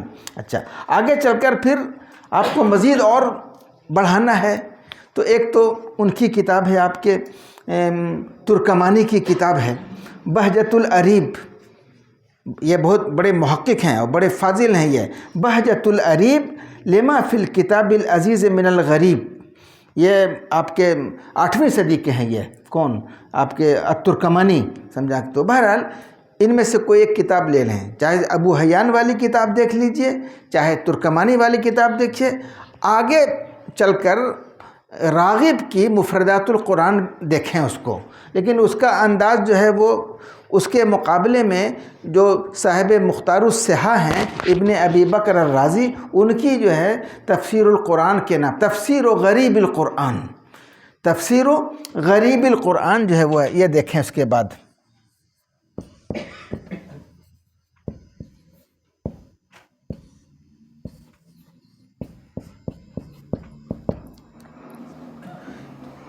یہ جو مؤلف ہیں یہ بڑے لغوی بھی ہیں۔ جوہری کی جو الصحاح ہے، سمجھا کہ نہیں، اس کا انہوں نے اس کا وہ کیا ہے، تہذیب اور اختصار کیا ہے، لیکن اور جا بجا نقد بھی کیا ہے جوہری پر۔ ایک بات یہ یاد رکھیے کہ لغت میں صحاح کا جو تصور یہ جوہری نے پہلے دیا ہے، سب سے پہلے۔ حدیث وغیرہ میں تو ہے، لیکن لغت کے اندر یعنی ما صح من الکلام، ما صح من الکلمات، سمجھا کہ نہیں، تو جوہری نے یہ رنگ دیا ہے کائے کا، الصحاح، سمجھا کہ نہیں، تو اسی کا اس نے وہ کیا ہے، کیا چیز انتخاب کیا ہے۔ بہت ساری کتابیں ہیں اس پر، کیا کہتے ہیں، اہل لغت کی جو کتابیں ہیں اس کے تعارف میں بہت ساری کتابیں، محاضرات فی المعاجم کے نام سے، محاضرات فی المعاجم کے نام سے تمام اہل لغت کا سب کا اس میں تعارف اور ان کی کتاب کا جائزہ اور کتاب کا ما لہو و ما علیہ کو ذکر کیا گیا ہے۔ تو بہرحال تو یہ ابن ابی بکر رازی کی ہے۔ اس کا اصل یہ ہے کہ مثال کے طور پر لفظ الامہ آیا ہے قرآن کریم کے اندر، لفظ امہ آیا ہے، تو کس کس معنی میں یہ لفظ استعمال ہوا ہے وہ سب پورے قرآن سے نکال کر اکٹھا وہ دے دے گا کہ لفظ الامہ جو ہے اسی معنی میں استعمال ہوا ہے۔ جا کے مثال کے طور پر جا کے امہ جو ہے بمعنی مدت کے ہے، وَذَّكَرَ بَعْدَ أُمَّةٍ، تو وہاں پر وہ معنی دیا۔ اچھا، اور دوسرے معنی ہیں اس کے، سمجھا، کان امتن، سمجھا کہ نہیں، تو گویا وہ ایک بڑی اہم شخصیت کے لیے استعمال کیا ہے، وہاں پر امہ کا لفظ استعمال کیا ہے۔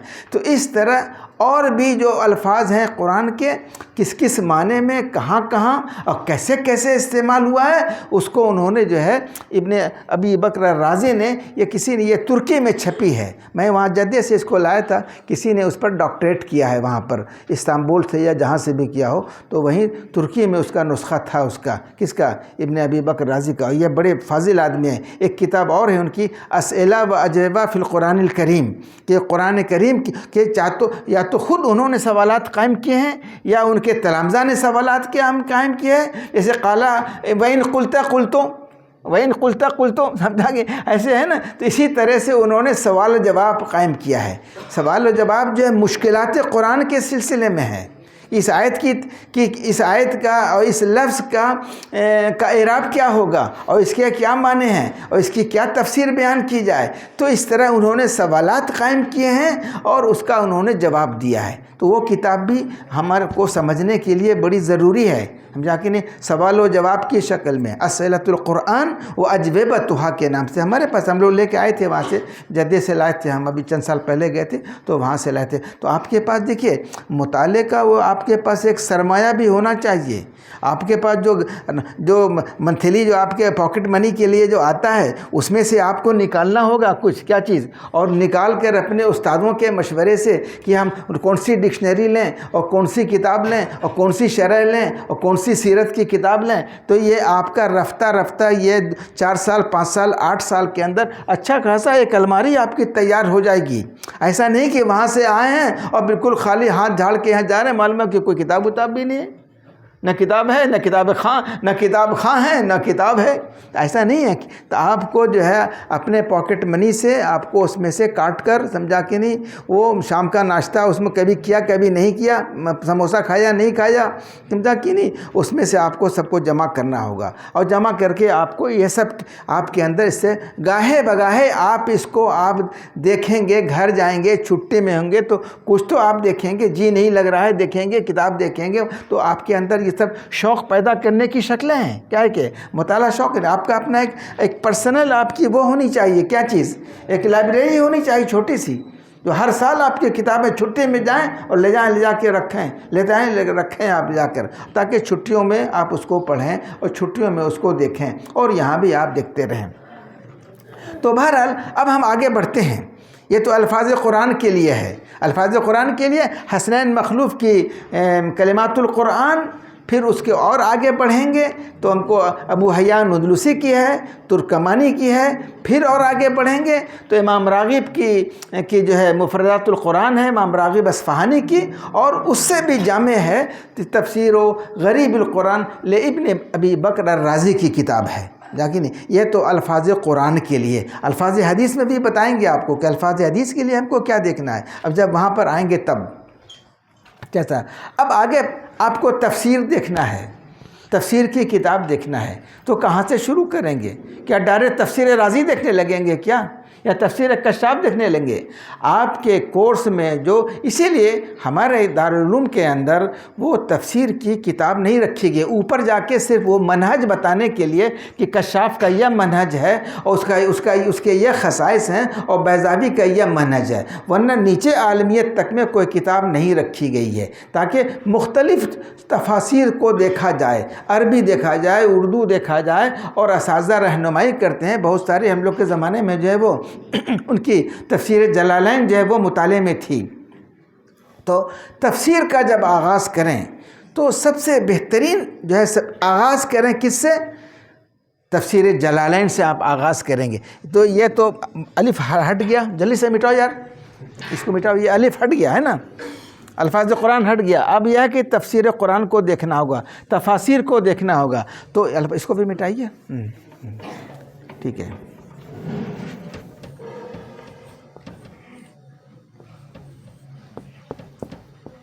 मुताले तफसीर, ये कहीं निकल गया क्या? अच्छा है, मुताले तफसीर में सबसे अहम किताब जो हमको मतन कुरान को समझाएगी, मतन कुरान को समझने के लिए, वजूह एराब को समझने के लिए, जमा वाहिद और जमा को समझने के लिए, मस्दर को समझने के लिए, हाल और तमीज़ को समझने के लिए, मंसूब अलल इग़राब मंसूब अलल तहज़ीर को समझने के लिए, ये सब क्या है, ये हमारी रहनुमाई करेगी कौन? तफसीर जलालैन। कोई बहुत बड़ी जामे और बड़ी मुख्तसर, वो समझिए बिलाद अरबिया वगैरह में और देवबंद वगैरह में तो हर जगह बाकायदा निसाब में है ये किताब। और हमारे आप उसमें देखिए नुज़ुल ख़वातिर के अंदर अभी एक हमारी किताब आ रही है, किताब का नाम है मुफ़स्सिरुल कुरानिल करीम, जिनकी अल्लज़ीन लहुम मुफ़स्सिरुल क्या है नाम उसका, हम खुद ही याद नहीं आ रहा है। बहर ख़ुलासा ये है कि जिनका अरबी ज़ुबान में, हमारे हिंदुस्तान के वो उलमा जिनका अरबी ज़ुबान में काम है, हम जाके नहीं तफसीर का, उसका हमने जायज़ा लिया है, करीब 80 सफ़े का है वो, और पूरा नुज़ुल ख़वातिर को हरफन पढ़ा है और पढ़कर वहाँ से नोट किया है, और जो किताबें इस मौजू पर लिखी गई हैं वो सबको भी सामने रख कर किया है। वो अनक़रीब किताब अभी डिस्प्ले होने वाली है वो, तो उसमें आप देखेंगे तो नुज़ुल ख़वातिर की रोशनी में कि बेशुमार लोगों ने जो है हमारे जलालैन की, तफसीर बैज़ावी की और कश्शाफ की, और इसी तरीके से तफसीर नसफ़ी की, पर उनके हवाशी हैं, उनके कमालैन के नाम से, हिलालैन के नाम से, और न मालूम किन किन नामों से उनकी जो क्या है उस पर उनका काम है। किन पर? तफसीर जलालैन के ऊपर। हालांकि देखिए मुख्तसर है, बिल्कुल जामे, जैसे मतलब कि अलिफ पे सिखा रहे हैं वो, लेकिन उसकी ज़रूरत पेश आई उनको लिखने के लिए। मौलाना शिबली के जो उस्ताद थे सहारनपुर के, क्या नाम मौलाना फैज़ुल हसन, उनकी भी है कि क्या नाम है, तफसीर के ऊपर है, तफसीर बैज़ावी के ऊपर उनका भी काम है। तो बहरहाल तो सबसे पहले मरहले में क्या है,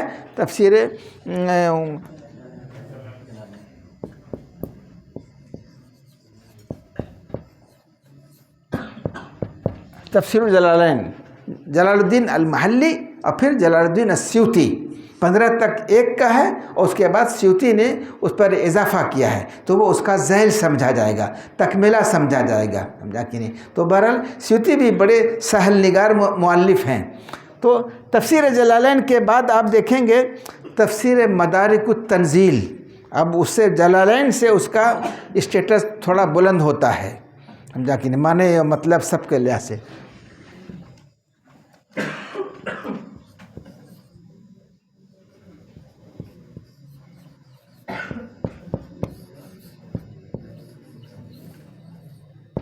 یہ تفسیر نصفی کے نام سے بھی چھپتی ہے، اور اصلاً اس کا نام ہے وہی کیا چیز، تفسیر مدارک التنزیل، تفسیر مدارک التنزیل۔ یہاں پہلے کافی پڑھائی جاتی تھی، ہم لوگوں نے ابھی جو ہم لوگ کو پڑھنے کے زمانے میں مولانا نے مشورہ دیا تھا پڑھنے کا، مولانا رابع صاحب نے، تو ہم لوگوں نے اس کو پڑھا تھا۔ کس کو؟ تفسیر مدارک التنزیل کو، نصفی کی ہے، تو تھوڑا جلالین سے اوپر کا حصہ ہے یہ جا کے۔ تفسیر مدارک کے بعد آپ آ جائیں گے کس پر؟ اب آپ کا اچھے الفاظ اور معنی اور وجوہ اور اعراب یہ سب چیز کا سلیقہ ہو گیا، اب اس کے معنی مطلب بھی آپ چاہتے ہیں، تو اس کے لیے امام شوکانی کی فتح القدیر، اس سے پہلے آپ اس کو بھی دیکھ سکتے ہیں، بغوی کی جو تفسیر ہے، تفسیر کی کیا نام ہے اس کا، تفسیر بغوی کی تفسیر کا معالم التنزیل، معالم التنزیل ہے۔ معالم التنزیل سے پہلے آپ ان کی شوکانی کی جو فتح القدیر ہے، لیکن فتح القدیر کی دو ہے، تفسیر بین الروایت و الدرایا، تو اس کا جو درایا کا پہلو ہے وہ قابل استفادہ ہے، لیکن جو روایت کا پہلو ہے اس میں انہوں نے بڑا درازی نفس سے کام لیا ہے، اور اس میں ان کا کوئی معیار نہیں ہے، اس میں ضعیف اور موضوع اور اسرائیلیات کی جو ہے کیا ہے وہ بھرمار ہے اس کے اندر، تو عام، لیکن وہ جو تفسیر بالدرایا کا جو حصہ ہے وہ بہت اہم ہے، وہ سب وجوہ اور معنی اور چیزیں وہ سب دیتے ہیں۔ تو تفسیر جلالین کے بعد تفسیر نصفی، اور تفسیر نصفی کے بعد آپ دیکھیں گے کیا چیز، تفسیر یہ بغوی والی کتاب دیکھیے گا، سمجھا کہ نہیں، بلکہ بغوی کی تفسیر کو تو امام ابن تیمیہ وغیرہ نے بہت سراہا ہے، بغوی کی تفسیر کو، سمجھا کہ نہیں، وہی جن کا وہ ہے کیا کہتے ہیں، حدیث کے بھی وہ بڑے ماہر ہیں۔ حدیث میں کون سی کتاب ہے بتائیے بغوی کی؟ مصابیح السنہ ان کی بڑی بہت اہم ترین کتاب ہے حدیث کے اندر، مصابیح، سمجھا کہ نہیں، اسی پر تو اضافہ کیا ہے انہوں نے، کنہوں نے؟ صاحب مشکات نے اسی کو تو آگے بڑھایا ہے، سمجھا کہ نہیں۔ تو بہرحال تو یہ ہے، تو یہ سب دیکھنے کے بعد پھر ابھی وزارت الشؤون اسلامیہ نے ایک التفسیر المیسر کے نام سے شائع کیا ہے، متن ہے، اور متن کے ساتھ جو ہے تو چاروں طرف جو ہے اس کے معنی ہیں، تو اس میں معنی اور مطالب وغیرہ انہوں نے ذکر کیے ہیں، جو اس کے معنی ہیں آسان کر کے اس کو پیش کیا ہے، اور اس کے جو اغلاق ہیں، پیچیدگیاں ہیں، ان سبوں کو گویا حذف کرتے ہوئے انہوں نے بڑے اچھے سے، تو گویا یہ سب چیزیں ہو گئی، جلالین ہوئی، پھر تفسیر مدارک ہوئی، پھر وہی نصفی جس کو کہتے ہیں، پھر جو ہے بغوی والی کتاب، پھر جو ہے آپ کے شوکانی کی ہے، شوکانی کے بعد آپ یہ دیکھ لیں گے کیا چیز، ہاں تفسیر ابن کثیر وغیرہ کا مرحلہ آئے گا، تو تفسیر ابن کثیر وغیرہ چونکہ وہ روایات وغیرہ کو بھی لیتے ہیں، تو اس میں صرف ہم کو وہ حصہ لینا ہے جہاں پر وہ معنی بیان کر دیتے ہیں، اور معنی بیان کرنے کے بعد پھر وہ کیا نام ہے روایات وغیرہ بھی ذکر کرتے ہیں، تو اس میں بہت ساری چیزیں ہوتی ہیں جس میں غور فکر کی ہیں، تو لہٰذا وہ حصہ جو صرف معنی بیان کرتے ہیں، جہاں بیان کرتے ہیں وہ خود ان کا جو اپنا معنی بیان کردہ کیا ہوا ہے اس کو آپ لیں گے، اس میں سے کسے؟ تفسیر ابن کثیر سے آپ لیں گے، جا کہ نہیں۔ اسی ضمن میں ایک تفسیر قاسمی بھی یہاں پر ہے، جمال الدین قاسمی دمشقی کی بھی ہے، تفسیر قاسمی کے نام سے یہاں 7 جلدوں میں ہے، جن کی المس علی الجوربین کتاب ہے، اور قواعد التحدیث ہے اصول حدیث کے اندر، وہ بھی بڑے بعد کے متاخرین میں سے ہیں، کون؟ جمال الدین قاسمی دمشقی، سمجھا کہ نہیں، وہ ان کی بھی کتاب ہے تفسیر قاسمی کے نام سے، 7-8 جلدوں میں ہے، یہاں اس کا کتب خانے میں اس کا نسخہ پایا جاتا ہے۔ پھر اردو میں اگر آپ کو دیکھنا ہے تو وہ جو بہت ساری تفاسیر ہیں، بہت سارے لوگوں کے ہیں، لیکن کسی کا معیار، کسی کی چیزیں اور وہ بہت ہیں، تو ہم کو جو ہے اس میں یہ جو احسن البیان ہے، جو قرآن کریم کے اس پر ہے، کیا نام، حاشیے پر ہے، جس کو وزارت نے شائع کیا ہے، احسن البیان الگ سے بھی شائع ہوئی ہے حافظ محمد یوسف کی، ابھی گزشتہ سال سے پہلے ان کا انتقال ہوا ہے، تو اس میں انہوں نے گویا تفسیر ابن کثیر کو اور آپ کے جو ہے کیا نام ہے اس کو صحیح بخاری کی ہو اور حدیث کی کتابوں کو سب کو پیش نظر رکھ کر کوشش انہوں نے یہ کی ہے کہ اس موضوع سے ہٹنا نہیں ہے۔ قرآن جو ما دلت علیہ الآیہ اسی کی روشنی میں چلنا ہے، اس سے ہٹنا نہیں ہے، یہ اس کا اپنا خاص امتیاز ہے۔ آپ اس کو دیکھیں گے تو سمجھا کہ نہیں، وہ جو ہے کیا نام ہے حافظ صلاح الدین یوسف کی جو وہ ہے ترجمہ اور تشریح کے ساتھ ہے، تو یہ ہے۔ پھر آپ کے اور بھی چیزیں ہیں، تو پھر اس میں آپ ان کی جو ماجدی کی جو تفسیر ہے اس میں ان کا وہ حصہ جو ملل و نحل اور اقوام اور مذاہب سے متعلق ہے، سمجھا کہ نہیں، وہ اس کا اپنا امتیاز ہے۔ اور ویسے انہوں نے بغوی نے یہ کہا یا فلاں نے یہ کہا، یہ سب تو ہم کو کتاب میں ہم تو پڑھتے چلے آ رہے ہیں، یہ سب تو تحصیل حاصل لگتا ہے ہم کو، سمجھا کہ نہیں، اس میں اس کا وہ امتیاز وہ ہے جو مذاہب اور ملل اور اقوام اور نحل اور اس طرح کی جو چیزیں ہیں، اور جو انہوں نے اس سے انسائکلوپیڈیا وغیرہ سے چیزوں کو جو مبرہن کیا ہے، وہ اس کا اپنا امتیاز ہے، کس کا، جو قدیم تفاسیر میں بھی نہیں ملتا ہے۔ حضرت عیسیٰ علیہ السلام کے سلسلے میں اور فلاں کے سلسلے میں اور دیگر جو انبیاء بنی اسرائیل جو گزرے ہیں ان کے سلسلے میں جو معلومات برٹانیکا سے اور فلاں سے اور مختلف جو ہے وہ کہلاتی ہیں کیا انسائکلوپیڈیا ہیں، اس سے جو ریلیجن کی اور فلاں کی اس سے جو معلومات فراہم کرتے ہیں جو انگلش میں ہیں، وہ اس کا اپنا ایک امتیاز ہے، تو وہاں سے وہ چیز لیا جا سکتا ہے، کہاں سے، تفسیر ماجدی سے، یہ اس کا اپنا امتیاز ہے۔ اچھا، اب قرآنی جو قصص وغیرہ ہیں، سمجھا کہ نہیں، اس کے لیے ہماری ان کی نجار کی کتاب عبد الوہاب نجار کی قصص القرآن کے نام سے، قصص الانبیاء کے نام سے ہے، کس نام سے ہے؟ عبد الوہاب نجار کی قصص الانبیاء ہے۔ عبد الوہاب نجار کی کتاب کیا ہے؟ قصص الانبیاء، تمام نبیوں کے قصے کو بڑے اچھے سے اسی کا چربہ اتارا ہے مولانا محفوظ الرحمان نے قصص القرآن کے اندر، سمجھا کہ نہیں، وہ ایک طرح کا اس کو سامنے رکھا ہے اور انہوں نے اس کا چربہ اتارنے کی کوشش کیا ہے، سمجھا کہ نہیں، کس کا، وہ نجار والی کتاب کا کیا نام ہے؟ مولانا حفظ الرحمان سیہاروی نے، مولانا حفظ الرحمان سیہاروی نے اسی کو سامنے رکھ کر اس کا انہوں نے چربہ اتارا ہے، تو قصص قرآن میں وہ دیکھیے۔ پھر جو بہت علمی لحاظ سے بڑی ٹھوس اور بڑی مضبوط، یعنی وہ پڑھنے میں آپ کو تھوڑا سا پڑھیں گے صفحہ دو صفحہ تو آپ دماغ آپ کا تھک جائے گا، وہ ہے سید صاحب کی ارض القرآن۔ سید صاحب کی کیا ہے؟ ارض القرآن جو ہے، وہ پونا میں لکھا ہے، انہوں نے جب پونا میں تھے وہ تب، تو گویا قرآنی شخصیات کو اور قرآنی جو وہ ہیں جو تاریخ ہے، جو جغرافیہ ہے اور وہاں کی جو سرزمین سے متعلق ہے، تو انہوں نے پورا مطالعہ کیا انہوں نے قرآن سے چیزوں سے، تو بڑی اہم ترین کتاب ہے، بڑی مشکل کتاب ہے ارض القرآن جو ہے سید صاحب کی۔ اچھا، اور بہت ساری چیزوں کو دیکھنا ہے، سمجھا کہ نہیں، تو ہمارے ان کی مولانا منظور نعمانی صاحب کی کتاب ہے قرآن کا مطالعہ کیسے کریں، قرآن کا مطالعہ کیسے کریں آپ، تو اس سے بھی ہم کو ایک بہت رہنمائی ملتی ہے ان کی، کیا نام ہے کہ قرآن کے مطالعے میں ہمارے لیے، یہ ہمارے جو استاد مولانا اویس صاحب ندوی کی جو کتاب ہے تعلیم القرآن، یا وہ کس کی کتاب ہے؟ قرآن آپ سے کیا کہتا ہے، یہ کس کی ہے؟ مولانا منظور نعمانی کہ قرآن آپ سے کیا کہتا ہے، تو یہ سب سے ہمارا ذہن کھلتا ہے، سمجھا کہ نہیں، کہ قرآن ہم سے مخاطب ہے، قرآن ہمیں کیا خطاب کرنا چاہتا ہے، تعلیم القرآن مولانا اویس صاحب نے گرامی کی، یا قرآن آپ سے کیا کہتا ہے، سمجھا کہ نہیں، اور مطالعہ قرآن کیسے کیا جائے، یہ سب بنیادی کتابیں ہیں جو ہم کو مختلف قرآنی موضوعات سے دلچسپی پیدا کرنے کے لیے ہم تنوع چاہیے ہمارے اندر۔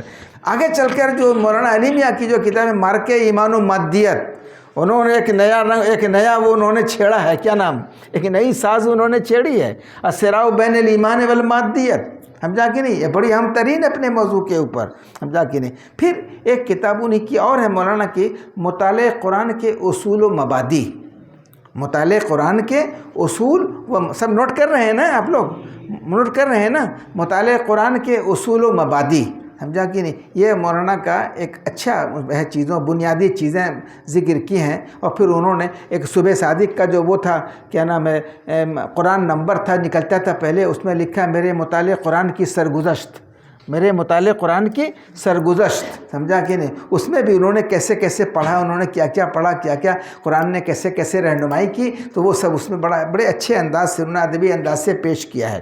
اچھا صاحب، ایک ہمارے مولانا محمد حنیف صاحب ندوی ہیں، وہ سینئر تھے. وہ کون مولانا؟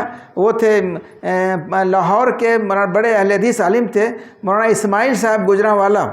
وہ سید صاحب کے دوستوں میں تھے. پہلے یہ سب جھگڑے نہیں تھے، اہل حدیث اور غیر اہل حدیث دو بندے سب ایک دوسرے سے مستفید ہوتے تھے اور سب ایک دوسرے کے یہاں فائدہ اٹھاتے. یہ بات کی سب، یہ سب جھگڑے بات کے ہیں، سمجھا کہ نہیں؟ تو انہوں نے سید صاحب کو بھیجا تھا کہ ہمارے خاص شاگرد ہیں، ہم ندوہ بھیج رہے ہیں آپ کو پڑھنے، ان کو پڑھنے کے لیے، مولانا حنیف صاحب ندوی.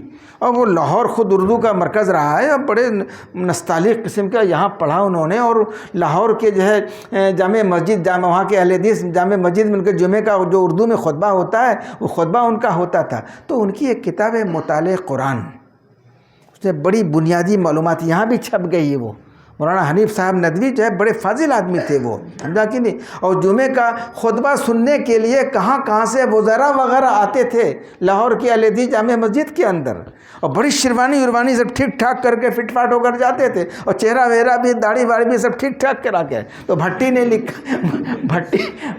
لکھا اسحاق بھٹی نے لکھا ہے کہ جمعے میں کھڑے ہوئے اور خطبہ دینے کے لیے تو ذرا اسے حلاق نے کچھ زیادہ ہی ٹھیک کر دیا تھا، سمجھا، کچھ زیادہ ٹھیک کر دیا تھا. خیر اب ایک طرف اگر جب زیادہ ہو گیا تو ادھر سے آپ کو دوسری طرف بھی ویسا ہی کرنا پڑے گا. تو اب ایسا نہیں کہ ایک طرف زیادہ ہے ایک طرف کم ہے، ایسا نہیں کرنا. تو خواہی نہ خواہی ان کو بھی دوسری طرف بھی ٹھیک کرانا پڑا اور داڑھی چھوٹی ہو گئی. جب خطبہ دینے کے لیے کھڑے ہوئے تو ایک صاحب نے دیکھا ان کو اور کہا رے داڑھی آپ نے اتنی چھوٹی کرا لی ہے، اب خطبہ دینے کے لیے آئے ہیں. اور وہ دبلے پتلے سے آدمی تھے. چلیے بیٹھیے.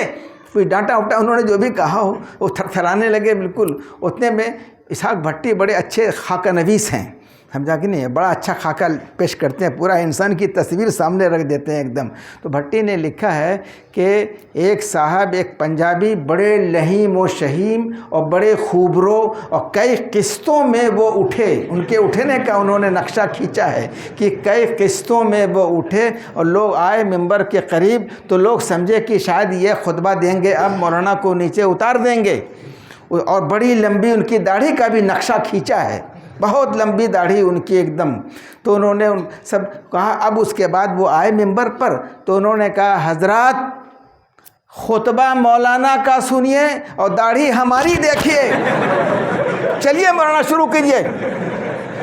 اب وہ بالکل شیڈو کی طرح کھڑے ہیں، سمجھا کہ نہیں؟ وہ جدھر رخ کرتے ہیں وہ بھی ادھر رخ کرتے ہیں، اور جیسے جیسے بالکل ان کے ایک دم سایہ بنے ہوئے ادھر رخ کر رہے ہیں اور داڑھی پر ہاتھ بھی کر رہے ہیں. اب مولانا نے بھی سمجھا کہ اب شاید یہ ممبر ملے نہ ملے، لہذا جو ہے یہاں جتنا بیان کرنا ہو بیان کر دیا جائے، سمجھا کہ نہیں؟ تو انہوں نے بھی پورا زور لگا دیا اپنے خطبے میں اور لوگ بھول گئے. تو اس طرح جو ہے اس کو عربی میں کہتے ہیں درا الفتنہ. اس کو کیا کہتے ہیں؟ یہ نکل درا الفتنہ. تو بڑے اچھے انداز سے انہوں نے اس کو پیش کیا.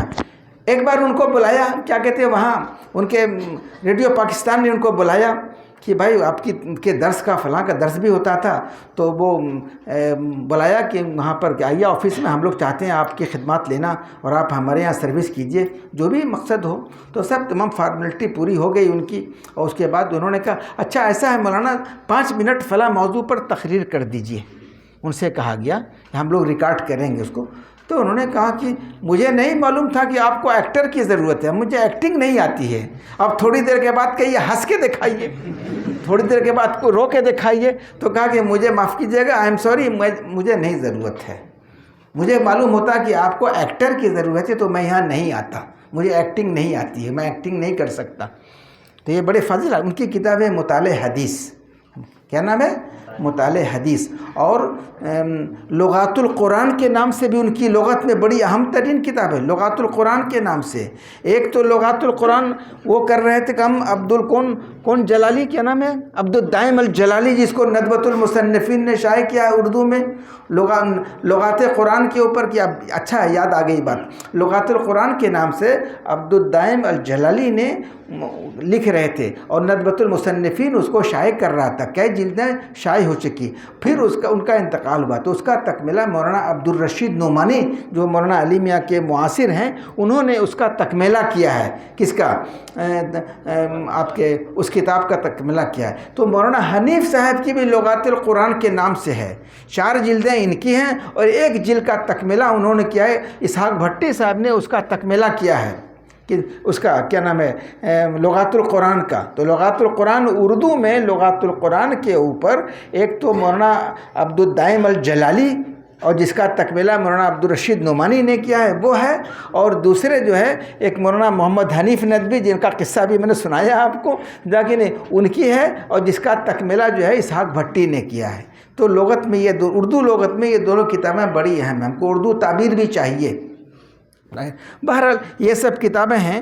تو اسی طریقے سے قرآنی حیوانات اور قرآنی جو چیزیں ہیں اس میں بھی دریا بادی کی چیزیں ہیں کتابیں، نام ٹھیک سے ہمیں یاد نہیں ہے کہ ان کتابوں کا۔ تو بہرحال حیوانات قرآنی پر بھی ہے، سمجھا کہ جو قرآن میں حیوانات کا استعمال کیا ذکر ہے اس پر ہے، اسی مطلب ایک قرآن کا جو جغرافیہ ہے جس کو کہہ لیجئے، قرآن کے جغرافیے پر اور اس کی جو ہے چیزوں پر ان کی بھی کتابیں دیکھ لیجئے گا، ان کی فہرست میں اس کا کیا نام ہے جاکہ نہیں۔ ایک کتاب عبداللہ دراز کی ہے، یہ جو فضیلت وغیرہ کے جو طلبہ ہیں وہ اس کو دیکھ سکتے ہیں، النبأ العظیم نظرات جدیدہ فی القرآن، جو بہت سارے جو نئے مضامین اور نئی چیزیں جو قرآنیات کے اندر جو شامل ہوئی ہیں، سمجھا کہ نہیں، وہ ہیں۔ یہ وہ کتابیں ہم بتا رہے ہیں جو آپ کے نصاب اور درس سے بالکل الگ ہیں۔ مقصد یہی نا، مطالعے کا مقصد یہی ہے کہ جو ہمارا خارجی مطالعہ کیا ہو، ہماری سیلف اسٹڈی کیا ہو، تو اس میں ایک کتاب ان کی عبداللہ دراز کی ہے، کیا چیز، النبأ العظیم نظرات جدیدہ فی القرآن۔ تو یہ قرآنیات سے متعلق یہ سب چیزیں ہیں۔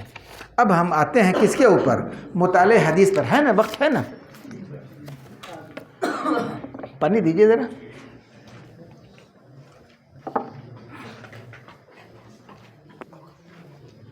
وہ کرسی دیجیے گا چھوٹی والی۔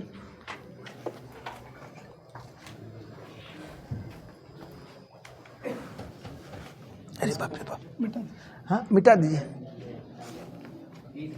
7:15 ہوا ہے، 7:15 ہوا ہے اور 8 بجے اذان ہے۔ کر دیں گے سر جی، ابھی 45 منٹ ہے، 45 منٹس ہے نا، ٹھیک ہے۔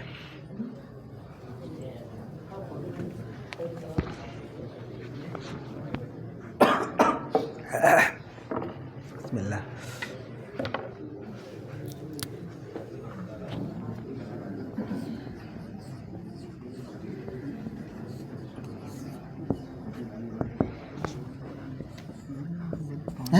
پونے 8 تک اگر ہو جائے تو اچھا ہوگا، کیونکہ بھٹکل کی طلبہ کھانا کھانا جاتے ہیں اذان سے۔ کھانا نماز بعد کھا لیں گے نا، لیکن ان کا نظام الگ ہے نا۔ کن کا؟ بھٹکل کی طلبہ ہم لوگوں کا تو ہو سکتا ہے۔ کئے بجے ختم کرنا ہے؟ 7:45 پہ ختم کرنا ہے، ابھی کتنا باقی ہے؟ آدھا گھنٹہ ہے، اچھی بات، ٹھیک ہے۔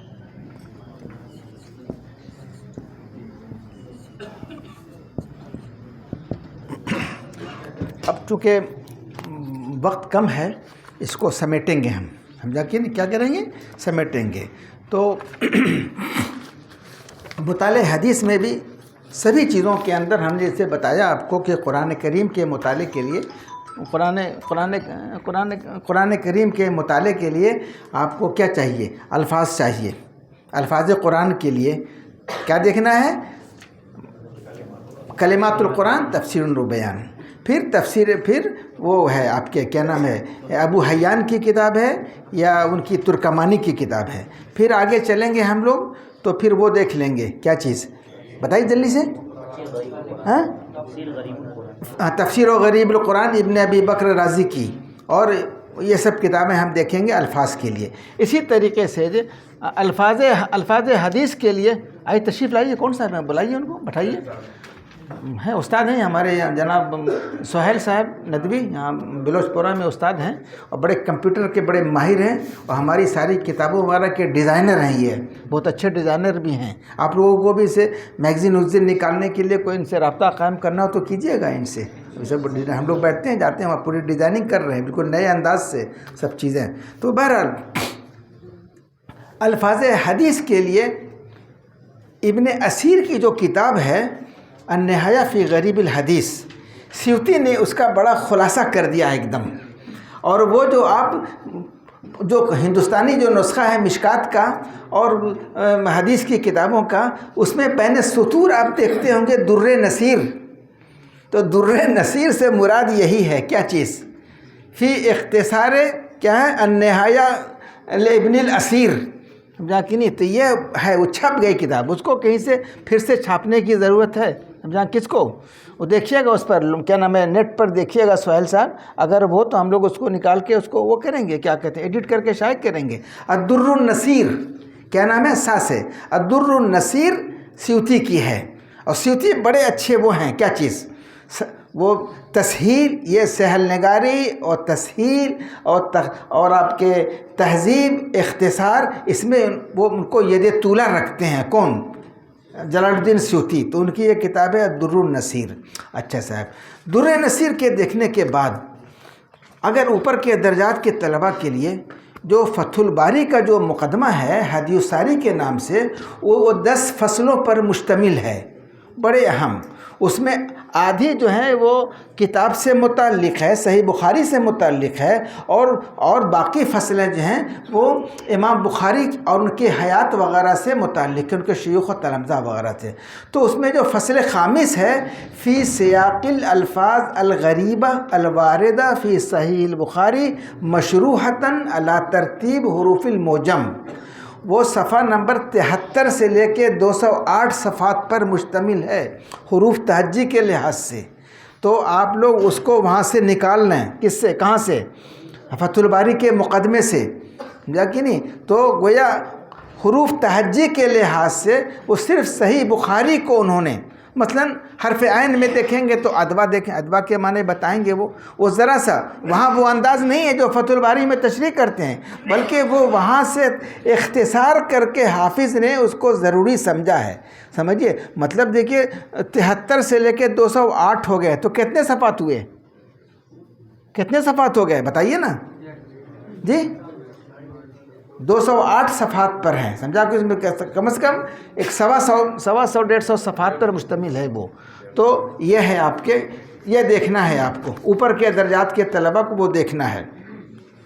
پھر آگے چل کر جو اور طلباء ہیں مشکات وغیرہ پڑھنے والے، وہ طاہر پٹنی کی مجموع بحار الانوار دراصل لغت کے ساتھ ساتھ یہ شرح کا بھی کام کرتی ہے. طاہر پٹنی کی ایک زمانے میں اس کا بڑا رواج تھا، اب اس کا رواج کم ہو گیا ہے. 5 جلدوں میں ہے. آخر میں وہ جو ہے مولانا حبیب الرحمن اعظمی کی تحقیق سے حیدرآباد سے چھپی تھی، دائرۃ المعارف عثمانیہ سے. تو مجموع بحار الانوار طاہر پٹنی کی، سمجھا کہ وہ دیکھیں گے.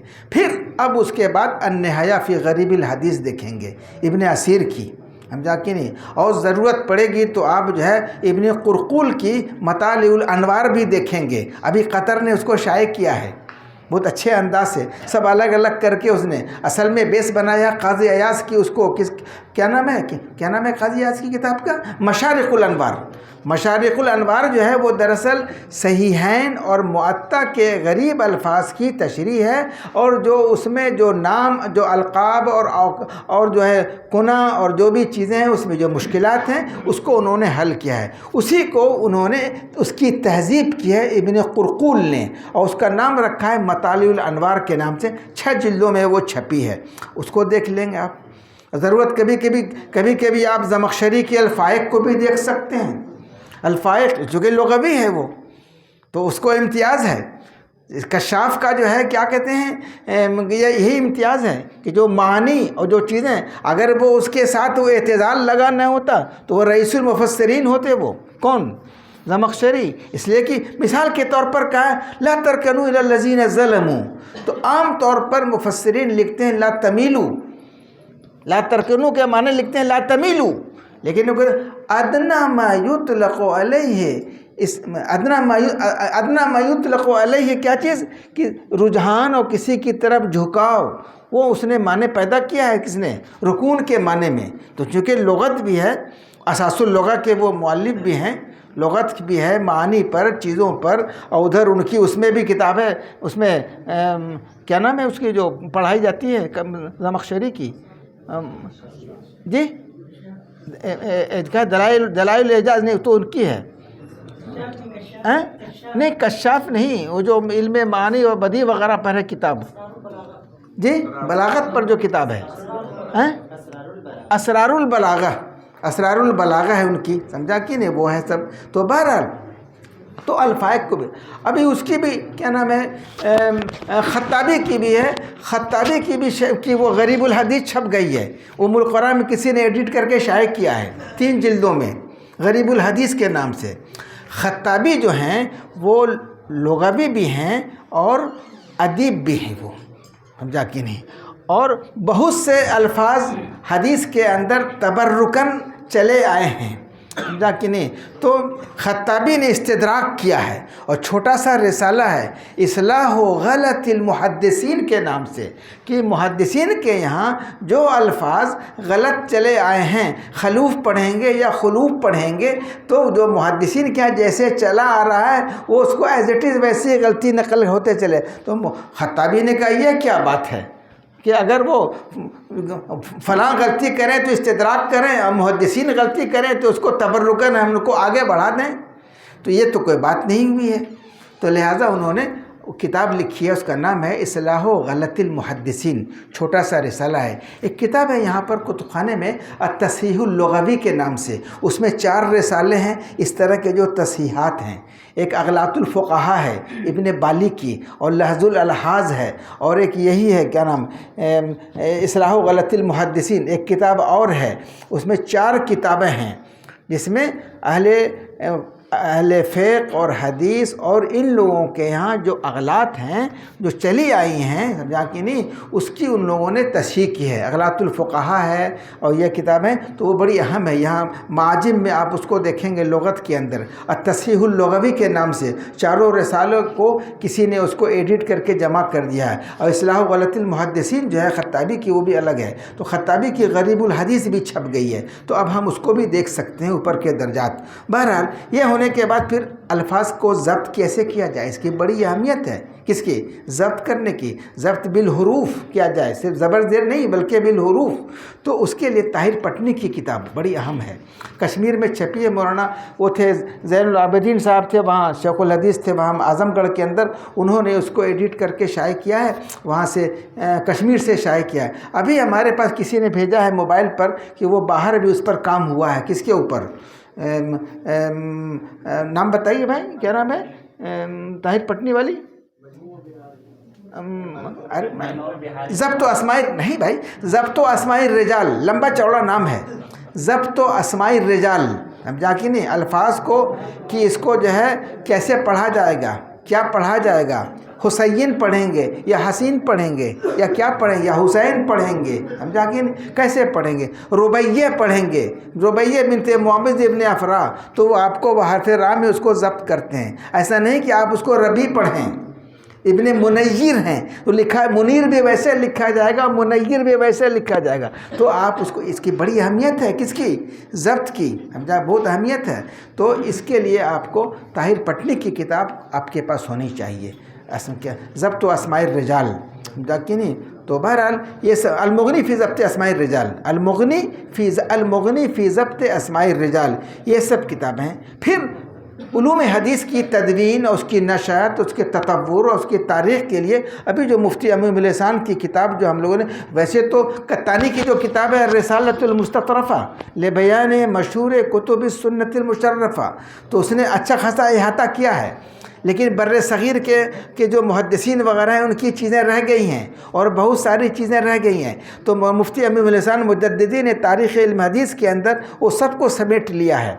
जो बर्रे सग़ीर में काम हुआ है उसको भी उन्होंने समेटा है। किन्होंने, مفتی امین جس کو ہم لوگوں نے ایڈٹ کر کے شائع کیا ہے، تو یہاں ندوی جو مکتبہ ہے، مکتبہ ندویہ، اس نے اس کو شائع کیا ہے۔ وہ پتلا سا چھوٹا سا رسالہ تھا، اس کو ہم لوگوں نے انلارج کیا ہے اس کو، اور اس کو ایڈٹ کیا ہے۔ انہوں نے کہا کہ فلاں اس موضوع پر یہ کتابیں ہیں، کہیں کتاب کا نام ذکر کر دیا، کہیں کہ اس موضوع پر فلاں نے لکھا ہے، کتاب کا نام نہیں دیا ہے، تو ہم کو سب فراہم کرنا پڑا۔ فلاں کون ہیں اور فلاں کتاب، اور کتاب کا بھی نام پورا نہیں دیا، جیسے سب پوری دنیا پڑھی لکھی ہے، سمجھا کہ انہی کی طرح، تو کتاب کا نام بھی ذرا سا دے دیا ہے، تو میں نے پورا کمپلیٹ کیا ہے۔ تو یہ کتاب آپ لوگوں کے لیے بہت ضروری ہے۔ کون سی؟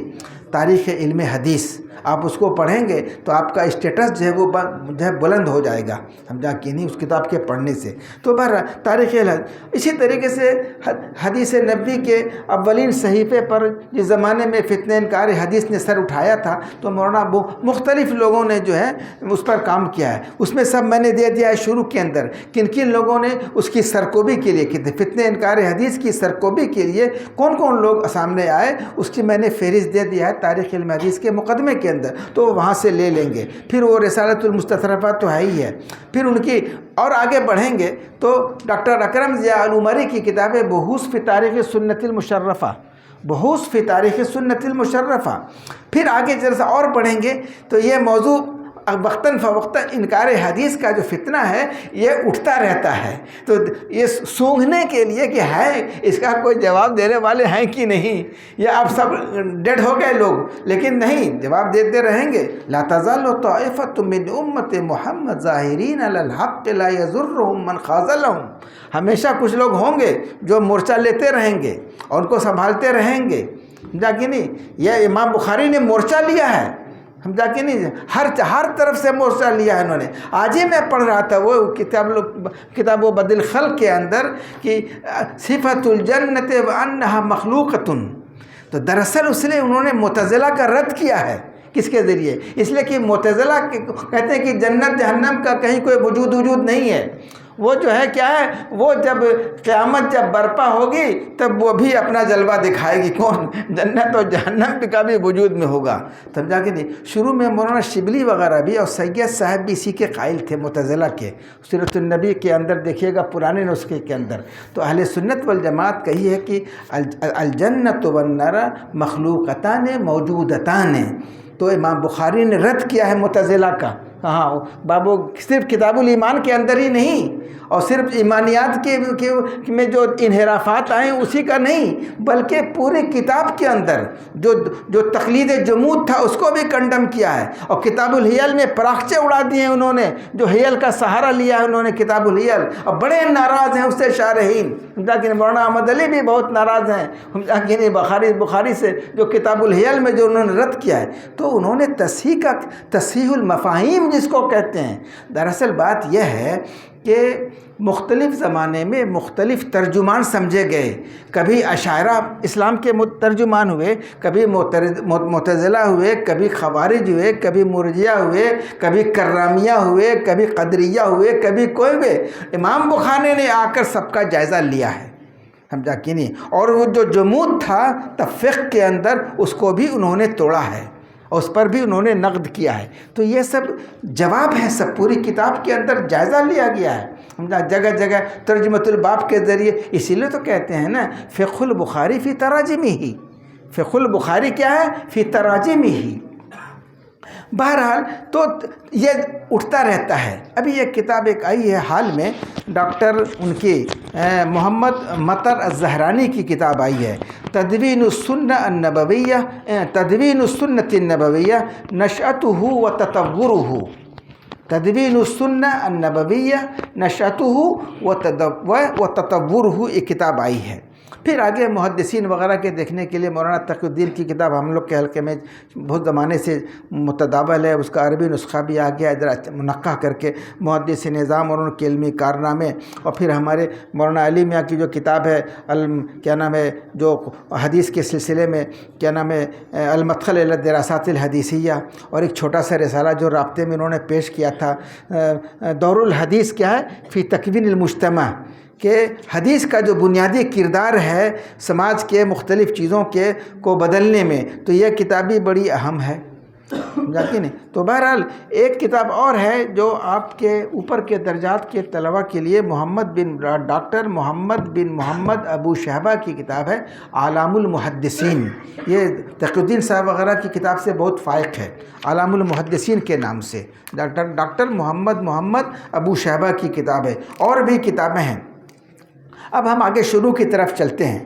شروع میں آپ کو سب سے پہلے امام نووی کی 40 اس کو یاد بھی کرنا ہے زبانی، اور خود نووی نے بھی مختصراً جا بجا ان احادیث کی تشریح کی ہے، سمجھا کہ نہیں. تو نووی کی تشریح کو دیکھیں گے جو 40 پر خود انہوں نے کی، یا ابن دقیق العید نے یا اور لوگوں نے جو اس کی تشریح کی ہے اس کو بھی دیکھیں گے. الوافی کے نام سے بھی 2 جلدوں میں بڑی اچھی ہے، ما یستفاد من الحدیث اور تعریف و بیراب الحدیث اور شرح الحدیث اور اعراب الحدیث وغیرہ. یہ طالب علموں کی ضرورت کے مطابق یہاں کتاب ہے، وہ نووی کی 2 بڑی ضخیم جلدوں کے اندر ہے.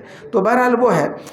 اس کے بعد نووی کی جو ریاض الصالحین ہے بہت ساری شرحیں ہیں، ابن علان کی شرح کو چھوڑ کر، وہ بڑی بنیاد ہے. وہ آگے چل کر لکھا ہے کئی لوگوں نے مل کر نزہۃ المتقین کے نام سے بہت آسان اور سہل انداز سے پیش کیا ہے.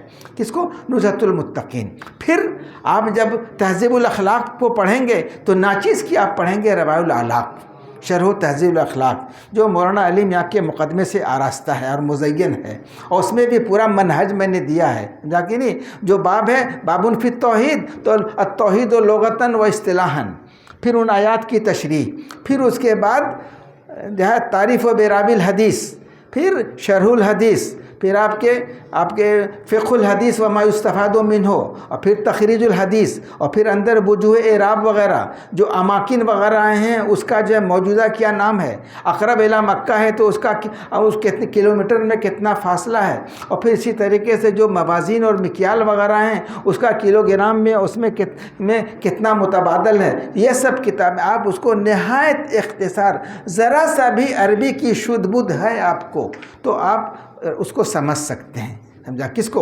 روایع الاعلاق کو، جو تہذیب الاخلاق کی مکمل کتاب کی شرح جتنا کورس میں ہے اور جتنا پوری کتاب میں وہ ہے، تو اس کو دیکھیں گے. پھر آگے چل کر آپ دیکھیے اس کو، ایک کتاب ہم لائے تھے کافی پہلے، یہی جو ہمارے جو وہ بھٹکل والے جو ہیں، جو وہ لگاتے ہیں بک ڈپو، وہ لگاتے ہیں بک فیئر لگاتے ہیں، کیا نام ہے؟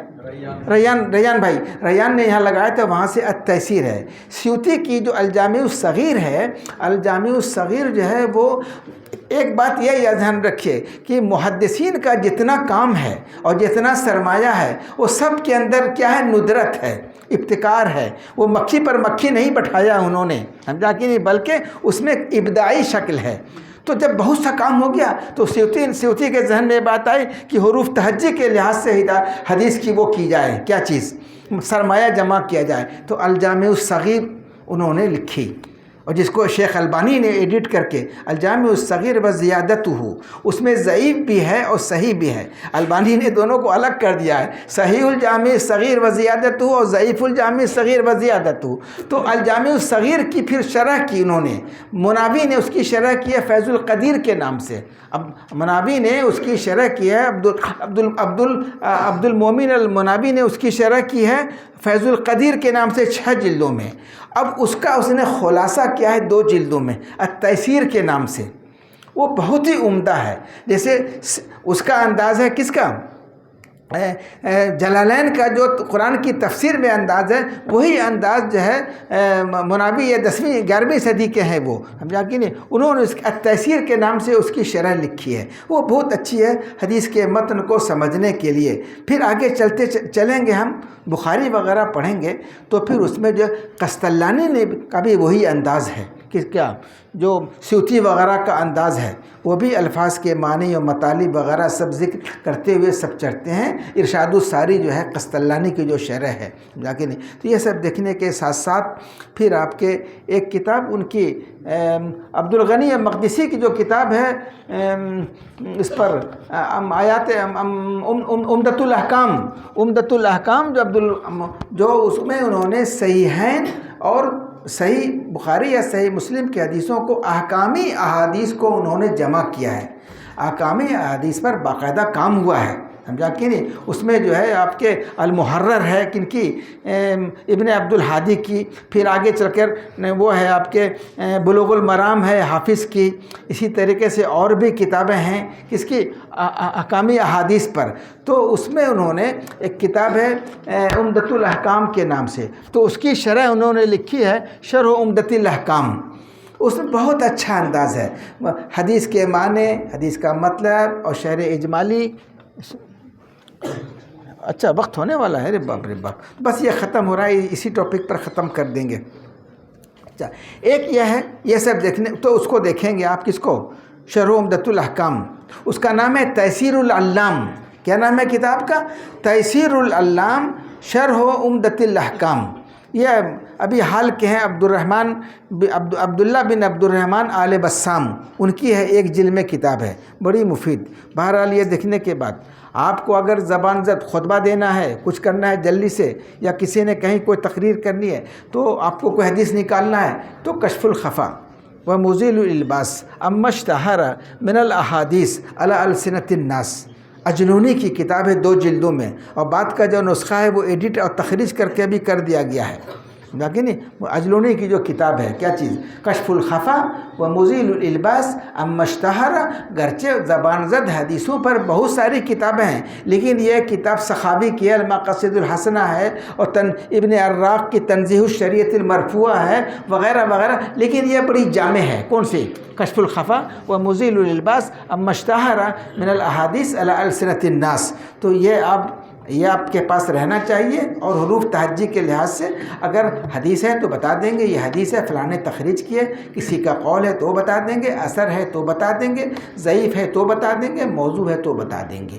تو یہ کتاب بڑی مفید ہے. بہرحال اس کے علاوہ جو ہے، جو حدیث کے اصول حدیث کو سمجھنے کے لیے، اصول حدیث کو سمجھنے کے لیے جو مفتی امیم الاحسان جو شیخ عبدالحق کی کا جو رسالہ ہے، وہ مستقل کتاب نہیں ہے، وہ لمعات جو ان کی عربی شرح ہے مشکات کی، اسی کی ایک فصل ہے. سمجھا کہ نہیں، جس کو بعد میں الگ کر کے اس کو شائع کر دیا گیا ہے. اور یہاں سے بھی مولانا سلمان نے بھی اس پر کام کیا ہے، اور لوگوں نے بھی کام کیا ہے. پھر اس سے قدیم جو ہے، قدیم کام ہے کن کا، وہ آپ کے مفتی امیم الاحسان مجددی کا کام ہے. کہ نہیں، حواشی السعدی کے نام سے، حواشی السعدی علی مقدمۃ الشیخ عبدالحق المحدث الدہلوی کے نام سے، اس کی انہوں نے 500 صفحات پر مشتمل انہوں نے اس کی شرح کی تھی.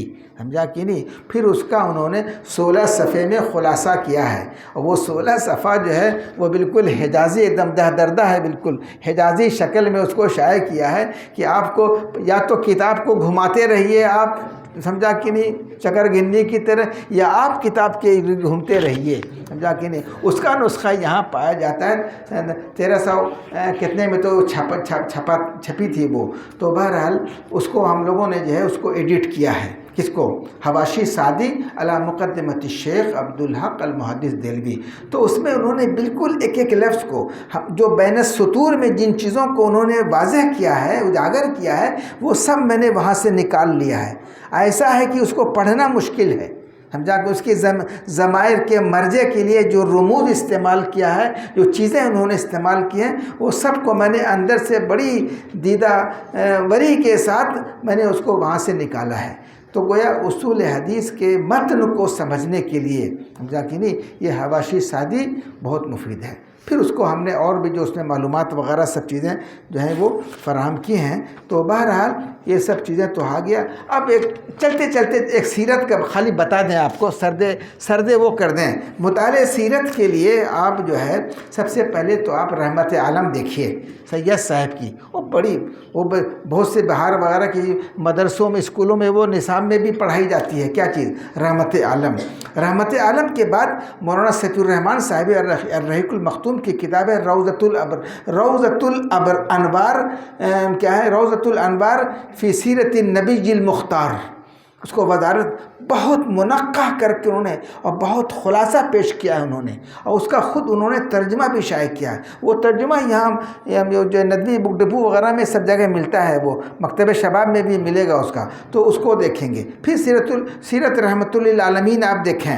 سمجھا کہ نہیں. اس کے بعد ایک کتاب بڑی اہم ہے، लेकिन वो डॉक्टर अकरम ज़िया उमरी की है, वो है असरुस सीरत नबविया।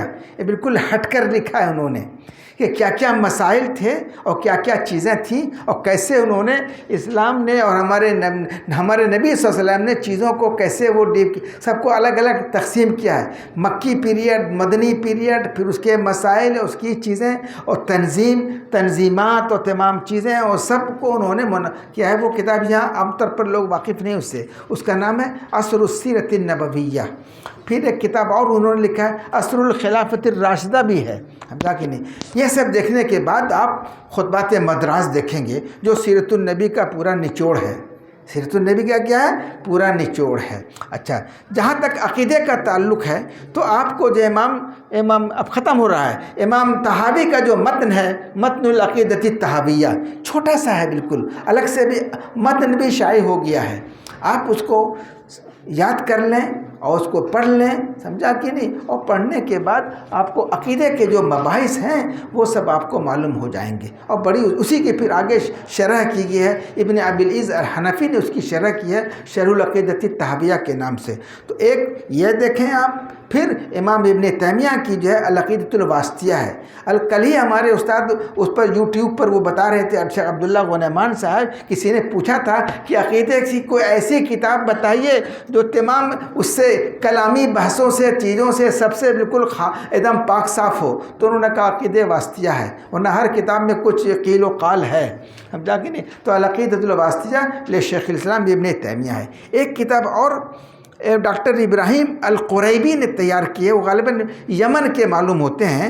अल-लुबाब फ़ी शरहिल अक़ीदत अला ज़ौइ सुन्नत वल किताब, तमाम मसाइल को जो अक़ीदे के हैं बहुत तफसील से उन्होंने पेश किया है और सबकी उन्होंने क्या किया है, सबकी उन्होंने दलील फराहम की है। अब इसके बाद इंशा आ जाता है, इंशा का मसला। तो इंशा के लिए आपको 3 चीज़ों को देखना होगा। क्या चीज़ देखना होगा? यौमियात, रहलात और सियर ज़ातिया। ये 3 चीज़ें आपको इंशा के लिए मुफीद हैं। क्या चीज़? और क्या बताया था? रहलात, और क्या है? मुज़क्किरात, और क्या है? एक और सियर ज़ातिया।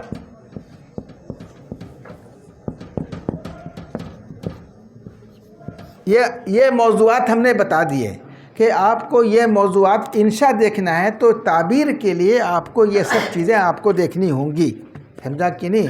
उसमें जो यौमियात है यानी कि रोज़ाना लोगों के, जिसको मुज़क्किरात भी कहते हैं और यौमियात भी कहते हैं, समझा कि नहीं। अल-अय्याम के नाम से तहा हुसैन का है और सिर्फ 7-8 जिल्दों में उनकी है। क्या चीज़, क्या कहते हैं, अरे तंतावी की है, तंतावी की है ना, ज़िक्रियात है, समझा कि नहीं, वो है। इसी तरीके से रहलात में जो इब्न असर हाजिर का जो इब्न बतूता है, कौन जो मक्के अभी हाल में इंतकाल हुआ, उनका क्या नाम बोलिए जल्दी से? फ़ी अफ़रीक़ियल ख़ज़रा, क्या नाम है उसका? फ़ी अफ़रीक़ियल ख़ज़रा के मुअल्लिफ़ का नाम बताइए जल्दी से, मौलाना शमीम साहब।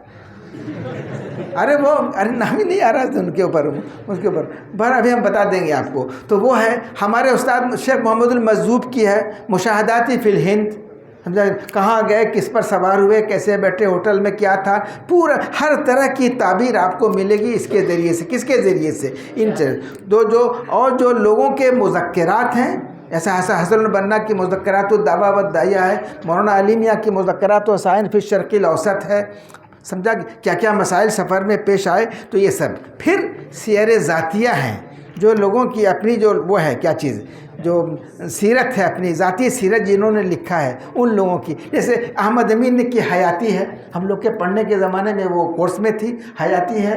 या और लोगों की भी है, अभी उसका बड़ा चर्चा है इब्नुल क़रिया का। किनकी? इब्नुल क़रिया किनकी किताब है, जल्दी से कोई बताएं? यूसुफ़ुल क़रज़ावी की है, उसका बड़ा, तो वो भी साहिब अदीब हैं, तो उनकी है। और भी लोगों की है, तहा हुसैन की है, फ़लाँ की है। तो ये सब किताबें इंशा के लिए आपके लिए मुफीद व मददगार हैं। अब एक आखिरी है कि माजिम, इन्होंने कहा था समेट देना का, उस फैलाना और समेटना ये मेरे बाएं हाथ का खेल है, दाहिने हाथ का भी नहीं बल्कि बाएं हाथ का खेल है। दाएं हाथ से तो फैलाया जाता है और बाएं हाथ से समेटा जाता है। سمجھا کہ نہیں؟ بائیں ہاتھ کا کھیل ہے۔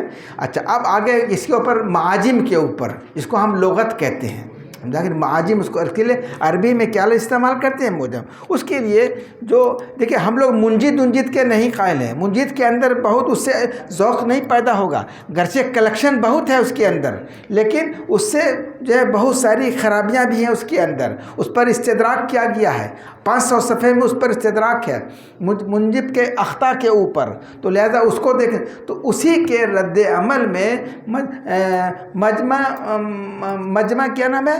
مجمع العلمی، مجمع اللغت العربیہ بدمشق یا قاہرہ، ان لوگوں نے ایک پوری ٹیم نے تیار کیا ہے اس کو المعجم الوسیط کے نام سے۔ اس سے پہلے المعجم الوجیز ہے، وہ ثانویہ تک کے طلبہ کے لیے ہے۔ کیا چیز؟ المعجم الوجیز۔ اب وہ یہاں آ گئی ایک متجر کے بغیر، متجر میں بھی وہ دیکھا ہے میں نے، کئی نسخے ہیں اس کے۔ کس کے؟ المعجم ہم کبھی کبھی جاتے رہتے ہیں، ہم کو کام کی چیز ملتی ہے تو ہم لوگ لے لیتے ہیں، سمجھا کہ نہیں، اور چھپا کے اس کو اپنے لائبریری میں لگا دیتے ہیں تاکہ گھر کے لوگ دیکھیں نہیں۔ کب تک کتاب خریدتے رہیے گا؟ جب تک اللہ تعالیٰ نے جو ہے سرمایہ دیا ہے تو لیتے رہیں گے، تو لہٰذا کتاب لاتے ہیں، لا کے اس کو اندر رکھ دیا، اس میں پتہ بھی نہیں ان کو، اس اپنے کلیکشن میں لگ گئی، سمجھا کہ نہیں؟ شبیب صاحب کو اس کا اندازہ ہوگا۔ اس کے المعجم الوجیز کو دیکھیے، اس میں قرآن سے وفی تنزیل اور حدیث اور الفاظ اور چیزیں، تو المعجم الوجیز کو آپ دیکھیں گے، کہ نہیں؟ اور اسی کے ساتھ ساتھ آپ کے پاس جو ہے وہ مختار الصحہ رہے گی، جو جوہری کا جو انتخاب ہے، یہ بہت علمی چیز، اس سے ذوق پیدا ہوگا، فروق لغویہ وغیرہ سے واقفیت ہوگی۔ جو ابو ہلال عسکری کی جو کتاب ہے الفروق اللغویہ، جو لغت کے عربی زبان کے اندر کوئی وہ نہیں ہے، کیا چیز کہ یہ لفظ اس لفظ کا متبادل ایسا نہیں، مترادفات نہیں ہے، اسی لیے رومانی نے کتاب لکھا ہے الرسالۃ کیا ہے نام بتائیے جلدی سے، وہ رومانی والی جو کتاب ہے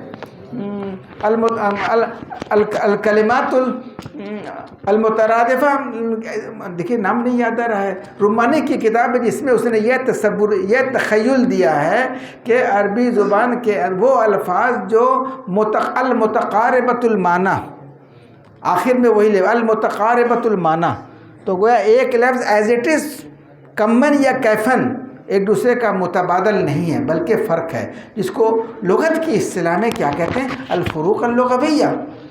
امام بخاری بھی اس کے بڑے ماہرین میں سے ہیں، وہ بھی ائمہ لغت میں ہیں، محدث ہونے کے ساتھ ساتھ فقیہ المحدثین اور محدث الفقہاء ہونے کے ساتھ ساتھ وہ لغت کے بھی بڑے ماہر ہیں۔ کہ کتاب و بدل خلق اٹھا کے دیکھ لیجئے کیسے وہ قرآنی الفاظ کے معنی بیان کر رہے ہیں اور کیسے وہ لغت کو بتا رہے ہیں۔ وہ جو حدیث میں ذکر آتا ہے اس میں کتاب الرقاق کے اندر یذهب الصالحون الاول فالاول ويبقى حفالة كحفالة الشعير بالتمر لا يباليهم الله بالة، اس کے بعد کہتے ہیں وہ قال ابو عبداللہ الحفالة الحثالة۔ اب حفالہ کا انہوں نے بتایا کہ اسی معنی میں جس کو غسالہ بھی کہتے ہیں، سمجھا کہ نہیں، جس کو التمر الردی کو کہتے ہیں، سمجھا، جو پیاز اور لہسن اور چیزیں جو ڈلیے میں چیزیں رہ جاتی ہیں، چھلکا کترن، اسی کو کہتے ہیں۔ کیا چیز کہ لوگوں کہتے ہیں جھاڑ بھوس گھاس بھوسے کی ہو جائے گی۔ تو بہرحال مختار الصحہ دیکھیں گے، اور جو معرب الفاظ ہیں، یوں تو جبالکی کی المعرب ہے، ابو منصور جبالکی کی المعرب ہے، جس کو ڈاکٹر فا عبد الرحیم صاحب، جن کی وہ کتاب جو پڑھائی جاتی ہے کون سی لغت جو انشاء کے دروس اللغہ، وہ 14 زبان کے ماہر ہیں جناب علی۔ ہاں بالکل، وہ بھی ممن آثر الزواج علی العلم، سمجھا کہ نہیں، آثر العلم علی الزواج، سمجھا کہ نہیں۔ اب وہ متجرد ہیں، وہ بالکل معمر ہیں، وہ وہیں پر رہتے ہیں، اور وہ جو قرآن کریم کا جو کمپلیکس ہے اس کا ترجمے کا اس کے ہیڈ ہے وہ، جو مجمع ملک فہد جو ہے اس کے وہ ہیڈ ہیں، تو وہ 14 زبان جانتے ہیں۔ تو ان کی کتاب ہے الدخیل فی اللغۃ العربیۃ ولہجاتہا، جو الفاظ دوسری زبان کے آ گئے ہیں، سمجھا کہ نہیں، تو انہوں نے اس کو ایڈٹ کیا ہے، کس کو؟ ابو منصور جبالکی کی المعرب کو ایڈٹ کیا ہے، اور اس میں مطلب انہوں نے کہہ دیا کہ یہ لفظ جو ہے وہ کیا نام ہے، اجمیون یا فارسیون۔ عام طور پر عبدالسلام ہارون نے بھی اس کو ایڈٹ کیا ہے، وہ بھی بڑا ماہر ہے، محقق ہے، وہ کون؟ عبدالسلام ہارون. تو عبدالسلام ہارون نے اس کو ایڈٹ کیا ہے، کس کو؟ جوالیکی کی المعرب کو. لیکن چونکہ وہ عربی کے علاوہ کچھ نہیں جانتا ہے. کون؟ عبدالسلام ہارون. اور یہ عربی، اردو، فارسی، انگلش، فرینچ، ترکی ساری زبان جانتے ہیں. کون لفظ کہاں سے آیا ہے وہ اس کو بتاتے ہیں. مثال کے طور پر اسی پہ ہم بات ختم کرتے ہیں. مثال کے طور پر مسک کا لفظ ہے، تو انہوں نے کہا کہ یہ فارسی المعرب. اتنا کہہ کے گزر جاتے ہیں اہل لغت کہ فارسی المعرب. تو فا عبد الرحیم صاحب نے اس پر مخالفت کیا، کہا کہ نہیں، یہ لفظ جو آیا ہے سنسکرت سے، اور سنسکرت میں مس کو کیا کہتے ہیں؟ مشکا. مس کو کیا کہتے ہیں؟ مشکا. تو یہ سنسکرت سے، یہ بڑی قدیم زبان ہے، من اقدم اللغات ہے. کیا چیز؟ اللغت السنسکرتیہ. اور لیکن حیرت ہے کہ وہ لوگ اس کی طرف توجہ نہیں کر رہے ہیں، اور یہاں وہاں ادھر ادھر اسٹیشن کا نام بدلا جائے، ملک کا نام بدلا جائے، اور سنسکرت کی طرف کوئی توجہ نہیں کر رہے ہیں. اس کی طرف توجہ کرنے کی ضرورت ہے حکومت کو. کس کی طرف؟ سنسکرت کی طرف، اس کے احیاء کی طرف کرنا چاہیے. تو یہ مشکا ہے. یہ جب لفظ گیا وہاں کہاں؟ ایران گیا. سمجھا کہ نہیں؟ ایران جانے کے بعد وہ ہو گیا کیا چیز؟ مشک ہو گیا. جب ایران منتقل ہوا تو اہل ایران نے اس کو مشکا کو مشک کر دیا.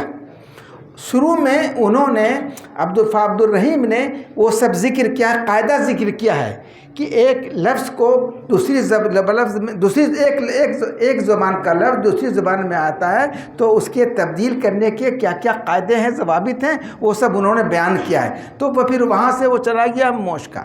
اب اس کے بعد جب عرب اب گیا ہندوستان سے ایران گیا، اب ایران سے سیر کرتے ہوئے وہ لفظ کہاں گیا؟ عربستان پہنچ گیا. تو عربستان پہنچ کر وہ ہو گیا مسک ہو گیا. ایران عربستان پہنچ کر کہاں کیا ہو گیا؟ مسک ہو گیا. اب مسک کس کو کہتے ہیں؟ اسی کو انہوں نے متنبی نے اپنے ایک شعر میں اس کو واضح کیا ہے، اور سیف الدولہ کی اس نے تعریف کرتے ہوئے کہا ہے وَإِن تَفُقِ الْأَنَامَ وَأَنْتَ مِنْهُمْ وَإِن تَفُقِ الْأَنَامَ فَأَنْتَ مِنْهُمْ فَإِنَّ الْمِسْكَ بَازُ دَمِ الْغَزَالِ فَإِنَّ الْمِسْكَ بَازُ دَمِ الْغَزَالِ.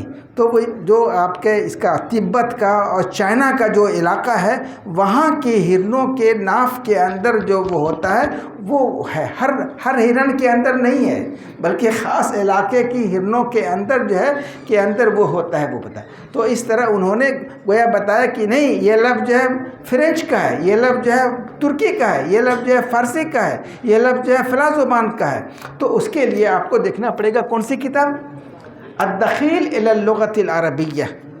تو یہ دخیل کی بھی شروع میں آپ دیکھیں گے اس کے المعجم الوسیط کے شروع میں مقدمے میں آپ دیکھیں گے کہ معرب، مولد، محدث اور دخیل اور اس طرح کے جو الفاظ ہیں، یہ ٹرم ہے، اصطلاح ہے، یہ اس کی انہوں نے وہ کر دی ہے کہ وضاحت کر دی. معرب سے کیا مراد، دخیل سے کیا مراد، محدث سے کیا مراد، مولد سے کیا مراد، اس کی انہوں نے تشریح کر دی ہے. اسی لیے میں بار بار کہہ رہا ہوں کہ جو ہے لغت میں آپ اس کو دیکھیں گے، کس کو؟ المعجم الوجیز اور المعجم الوسیط. جاکہ نہیں، تو یہ لغت کے سلسلے میں چونکہ بہت سے الفاظ جو ہے وہ آئے ہیں دوسری زبانوں کے، تو ہم کو اس کی اصل جاننا ہے. تو اصل ہم کو جاننا صرف اس طرح نہیں جو قدیم اہل لغت نے کہہ دیا یہ فارسی معرب، سمجھا کہ نہیں، بلکہ اس کی اصل کہاں سے آئی. جیسے یہاں آپ نے مشکا سے مشک اور مشک سے جو ہے مسک ہوا، سمجھا کہ نہیں. یہ وختامہ مسک، وختامنا مسک انشاءاللہ. والسلام علیکم ورحمۃ اللہ وبرکاتہ.